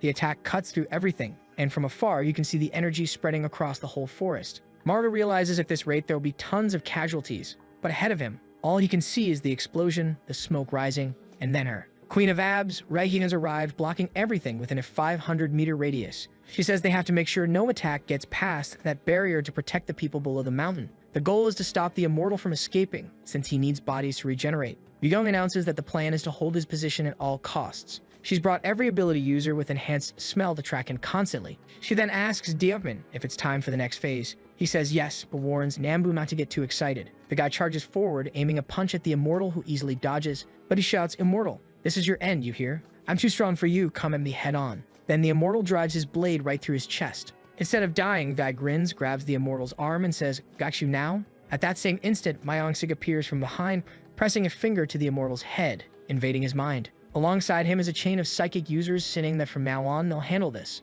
The immortal looks around confused. He's in an empty void and wonders if he's become a ghost. Outside, Mangacap yells for everyone to focus. They just need to hold him for 5 seconds. That's all Maru needs to use his ability and lock the immortal in place forever. The countdown starts, 10 milliseconds have passed. The immortal raises his arm and slams the ground, the first psychic users already feeling the crushing pressure. 0.65 milliseconds. He's unleashing another wave. Another one drops. 0.76, less than a single second has passed. Wait, 0.01 seconds? What's even happening? They're shouting that they have to buy time no matter what. Mangacap keeps yelling that they can't stop now, but they're still stuck at 0.9 milliseconds and the immortal keeps swinging wildly, cutting through everyone. Bodies hit the ground one after another. We see a battlefield full of fallen soldiers. One of them limps forward, calling for the general, saying all enemies have fled. The general, silent and grim, stares into the distance. He calls for his horse and says they'll pursue them. The boy beside him calls out, "Father, I'm coming with you." The father gently pats his son's head. Honestly, it almost feels like watching Maru and his dad. Something about this whole scene feels strange. Next chapter, there's another pile of corpses, dozens of them. Someone calls out to the general and says, "Sir, over here. These are the civilians who surrendered and survived. What should we do with them?" The general calmly replies, "Cut everyone's throats." The soldier stares at him shocked. "General, they're civilians. How can we just kill them all?" But the general smiles and says it's the best solution. He enjoys watching people die. He's certain the path to immortality lies in the blood and flesh of those he kills. Then he suddenly feels something strange. A knife pierces him from behind. One of the soldiers shouts that the general's gone completely insane. But the immortal laughs. "You're attacking me mentally? Using old memories from when I was still human? What's your plan?" Inside his mind, the general is screaming for everyone to hold him down, to make sure he can't escape the mental assault. And now it all makes sense. It's a fusion of his memories and the psychic users outside pressing the attack. 1.26 milliseconds have passed. The immortal grins. All of this is useless. He breaks free from the sword and starts cutting everyone down. 1.62 stabs to the neck, stomach, ribs, thighs, while he says they're trying to trap him for some reason. 1.80. He claims it's all pointless, slicing through soldiers, saying with this level of psychic power, it's impossible to contain him. Outside, everyone's collapsing and Maru's shouting that he needs more time. 2.25. The water girl is swooping in again while the twins come from the sides with their cords. But the immortal drives his sword into the ground. Another explosion at 2.52. Mangacap got the general's son by the neck, warning that if he moves, he'll die. But the general himself swings and slashes his own son down. Mangacap freezes in shock while the immortal says he must escape this place no matter the cost. 2.84. Mangacap lets go and outside, the immortal is tangled in ropes. The ice girl lunges forward and freezes his abdomen solid. The twins pull the cords tight. 3.46. When the immortal raises his arm, he punches the ice girl square in the stomach, sending her flying. 3.72. The gravity guy tightens his tie, but at 3.80, the immortal cuts off his own arm. Strangely, it affects the gravity user's arm too, leaving him unable to pull. One of the twins charges at 3.95 while Maru shouts for everyone to stop approaching him. He channels spatial energy under the immortal's feet. 4.10. The immortal suddenly realizes the plan. 4.41. The protagonist calls out to the island team. The moment the immortal tries to step forward, the bone in his leg snaps. He turns around and sees nothing. 4.73. The entire island team was hidden inside Yosevik's ability. Kang slices her own hand, creating a steel spike and drives it straight through his skull. Holy hell, is she gonna survive that? At least it was the final move needed to hit the 5-second mark. Maru cheers, shouting that they did it. The spatial ability begins swallowing the immortal from beneath. Kang screams for him to close the space now. Maru clasps his hands together, purple energy swirling, and the immortal vanishes completely. Did it actually work? Everyone's standing there stunned. Even I'm out of breath just watching this. Maru's on his knees. Sun was asking if it's finally over, and Maru can't even believe it. The team stands silent until the dog sniffs the air and says the immortal's scent is completely gone. Dappin gives a strange look, and Kang? She's celebrating like crazy. I'm scared of smiles in this story. Every time someone smiles, they get beaten right after. But anyway, Mangacap collapses, saying maybe they actually won. Maruhan's smiling and Juwon says it was close. But come on, that was way too easy, right? The moon's high in the sky, and just as the protagonist starts to get up, he feels something strange, something moving inside his chest. Then he hears the immortal's voice saying he came to find him. It was the gluttony Raksha he was after all along. That strange creature inside Maru is now face to face with the immortal, and Maru drops to the ground just as the immortal swings his sword at the beast. That's when Maru realizes the immortal is trying to wake gluttony. Outside, Kang calls out for Maru while he realizes he's made a huge mistake. he'd assumed the immortal would end up trapped in the same space as Gluttony. Now he's down on the ground while Kang demands to know what's happening, telling him to explain. She quickly figures it out. The immortal's trying to awaken the Gluttony Raksha that's sealed inside the void. Maru starts opening a portal saying he has to go in and deal with the immortal himself. Kang yells that he's insane. Does he really plan to do this alone? But the protagonist turns to her and says he has no choice. Before he loses control completely, he has to finish this. His friends try to jump in after him, but the portal closes. Though honestly, it looks like Kang and Sonwoo still managed to slip through. Dapin shows up asking where everyone went while inside the void, the three of them stand side by side. Sonwoo looks around and asks, "So this is the black space?" Maru glares at them. "Why the hell did you follow me?" Myongsik answers that of course they followed. "You're an idiot, like you could actually win this alone." Kang wants to know what the plan is. Maru says he's going to use spatial erasure. Inside this place, he can use it freely without limits. Sonwoo nods and says it sounds like a solid plan, but there's no way he can keep up with the immortal Raksha's speed. And if he fails now, everyone dies. Kang says there's no point overthinking it. They'll kill him, no matter what. With that, the trio charges toward a red light in the distance. Deep within it, the immortal is relentlessly striking at Gluttony. Meanwhile, outside, Yudum orders everyone to prepare for the immortal Raksha's reappearance. They need to take battle positions immediately. Everyone's thinking the same thing. This really never ends. Dapman mutters that it would be nice if the worst-case scenario didn't happen. Sonwoo asks what could possibly be worse than this.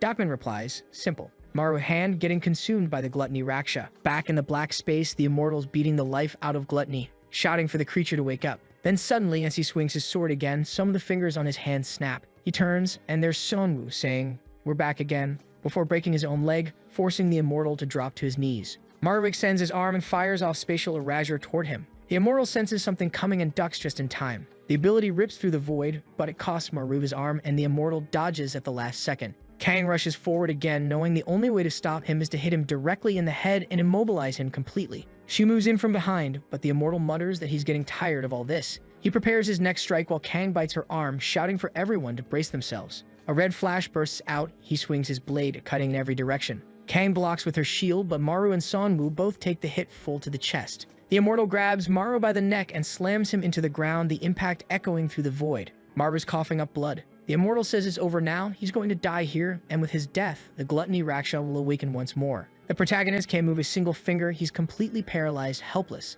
Then suddenly, red hands grab the immortal's arm, stopping it in place.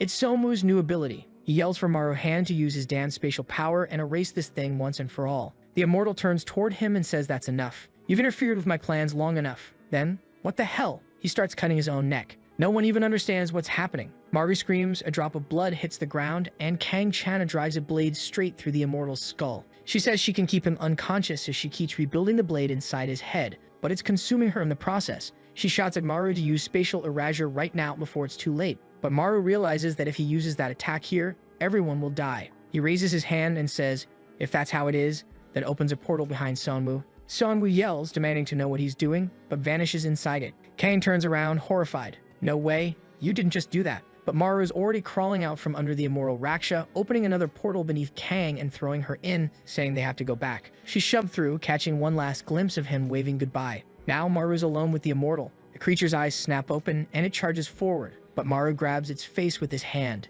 The immortal freezes, confused. Maru had bitten his hand. Then he smirks. I found it, the best way to get rid of you. Now that he's stolen the immortal's ability, he's lost his spatial one. Meaning, along with the black space itself, both of them are going to disappear together. The immortal cuts off his arm, but it's too late. Maru's body starts regenerating. He looks up and says, now I'm immortal too. Attacking me won't change anything. We're both dying here. The next chapter opens with the credits written by Kwansora and Seo-jaewon. Gotta give props to them. Art by someone named CH, storyboard by Malpei. The immortal sneers, saying the kid's a fool for risking his life just to get rid of him. Maru yells that he never intended to die. If I had a choice, I would have done everything differently. But the immortal places his blade against his own neck and says, then you'll pay the price. He slashes his throat, and Maru begins to get pulled in, his body being absorbed. Confused, Maru shouts, asking if the bastard forgot that he's not the only immortal here. But then his hand starts turning to bone. His body collapses into a skeleton. The immortal laughs, saying, even if we share the same ability, you can't beat me. My entire body is immortal. Maru's falling apart, begging him to stop, saying they both have to die here. That was the plan. But the immortal grabs what's left of his skull and says he deserves to suffer in pain. As the price for killing an immortal, I'll take everything from you, even your soul. There won't be an afterlife for you. You'll be absorbed and erased. He drops Maru's skeleton, watching it crumble below him. Then suddenly, Gluttony awakens. The creature bursts out of its cage and bites deep into the immortal's neck. The immortal panics, shouting, "What do you think you're doing? Stop! Stop right now!" But it's too late. Gluttony sinks its teeth into his head, devouring him whole. The immortal's energy surges out and flows straight into Maru's skull. Maru stares in disbelief, wondering why the gluttony Raksha is helping him. Blood streams toward his body, his flesh reforming as the monstrous gluttony holds him in its arms. Maru hesitates, wondering if he's about to be eaten next. But then he realizes the black space itself is dissolving, and the gluttony Raksha isn't attacking him, it's protecting him. Maybe it was because Maru had to stay alive for the gluttony creature to exist too. Either way, it didn't matter anymore. Everything was ending. The black space was collapsing, and he was going to die with it. At least those two had made it out alive. He was the only one left behind. He remembers the moment he threw them both through the portal, and we flash back a few minutes earlier. The instant Kang landed outside, Dekman rushed over, calling out for them and asking what happened. Jiwon ran up right after, panicking, asking what went down. What happened in the space? Where was Maru? Kang explains, "He pushed us out of the black space. I think he was planning to eat the immortal Raksha." Dekman freezes, confused. Wait, if they were trapped inside the black space and he lost the spatial ability, then what's gonna happen? And then it hits him. Maru planned to die along with the immortal Raksha. Jiwon's shocked, but Kang says they can't just let him die like that. When he shoved me out, I managed to cut one of his fingers off and brought it back. If he really got the immortality ability, then theoretically he can be revived with this. Yosuk realizes it's possible, but asks, how is he supposed to recover without any blood? The obvious happens. Everyone looks at each other, then raises their arms. Holding the finger, they all pray that at least Maru can be resurrected through it, just like the immortal had been that day. Inside the void, Maru sees a light at the end of the tunnel. He slowly opens his eyes. Gluttony's holding him. Something starts pulling him toward the light, but strangely he grabs Gluttony's arm and says, "Come with me." Both of them are drawn into the bright energy. Countless hands reach out, and when Maru finally opens his eyes, he's surrounded by everyone. The whole group's cheering. He's alive and completely naked. He jumps up, startled. What the hell? How did I come back, guys? I was supposed to disappear inside that space. Then he glances around. Wait, where's your arms? He looks again. Where are everyone's arms? Turns out they all cut off their own arms. He gets emotional, saying they're incredible. Yosuk yells, yeah, that's nice, now hurry up and throw out some sand so we can heal. This hurts like hell. A piece of clothing suddenly hits Maru's face and someone shouts, "For God's sake, cover yourself up already." He thanks them, pulls the clothes on and releases the healing sand. Everyone starts recovering. From a distance, Yudam watches, smiling. She says the boy really managed to defeat the immortal Raksha. Tonight is going to be a good dinner at headquarters. Everyone's celebrating. And Edna adds, now that Jung's gone, her only hope left is a like on this video that helps Mamoru make more juicy content for his viewers. Activate the cheeky little bell, and I'm out.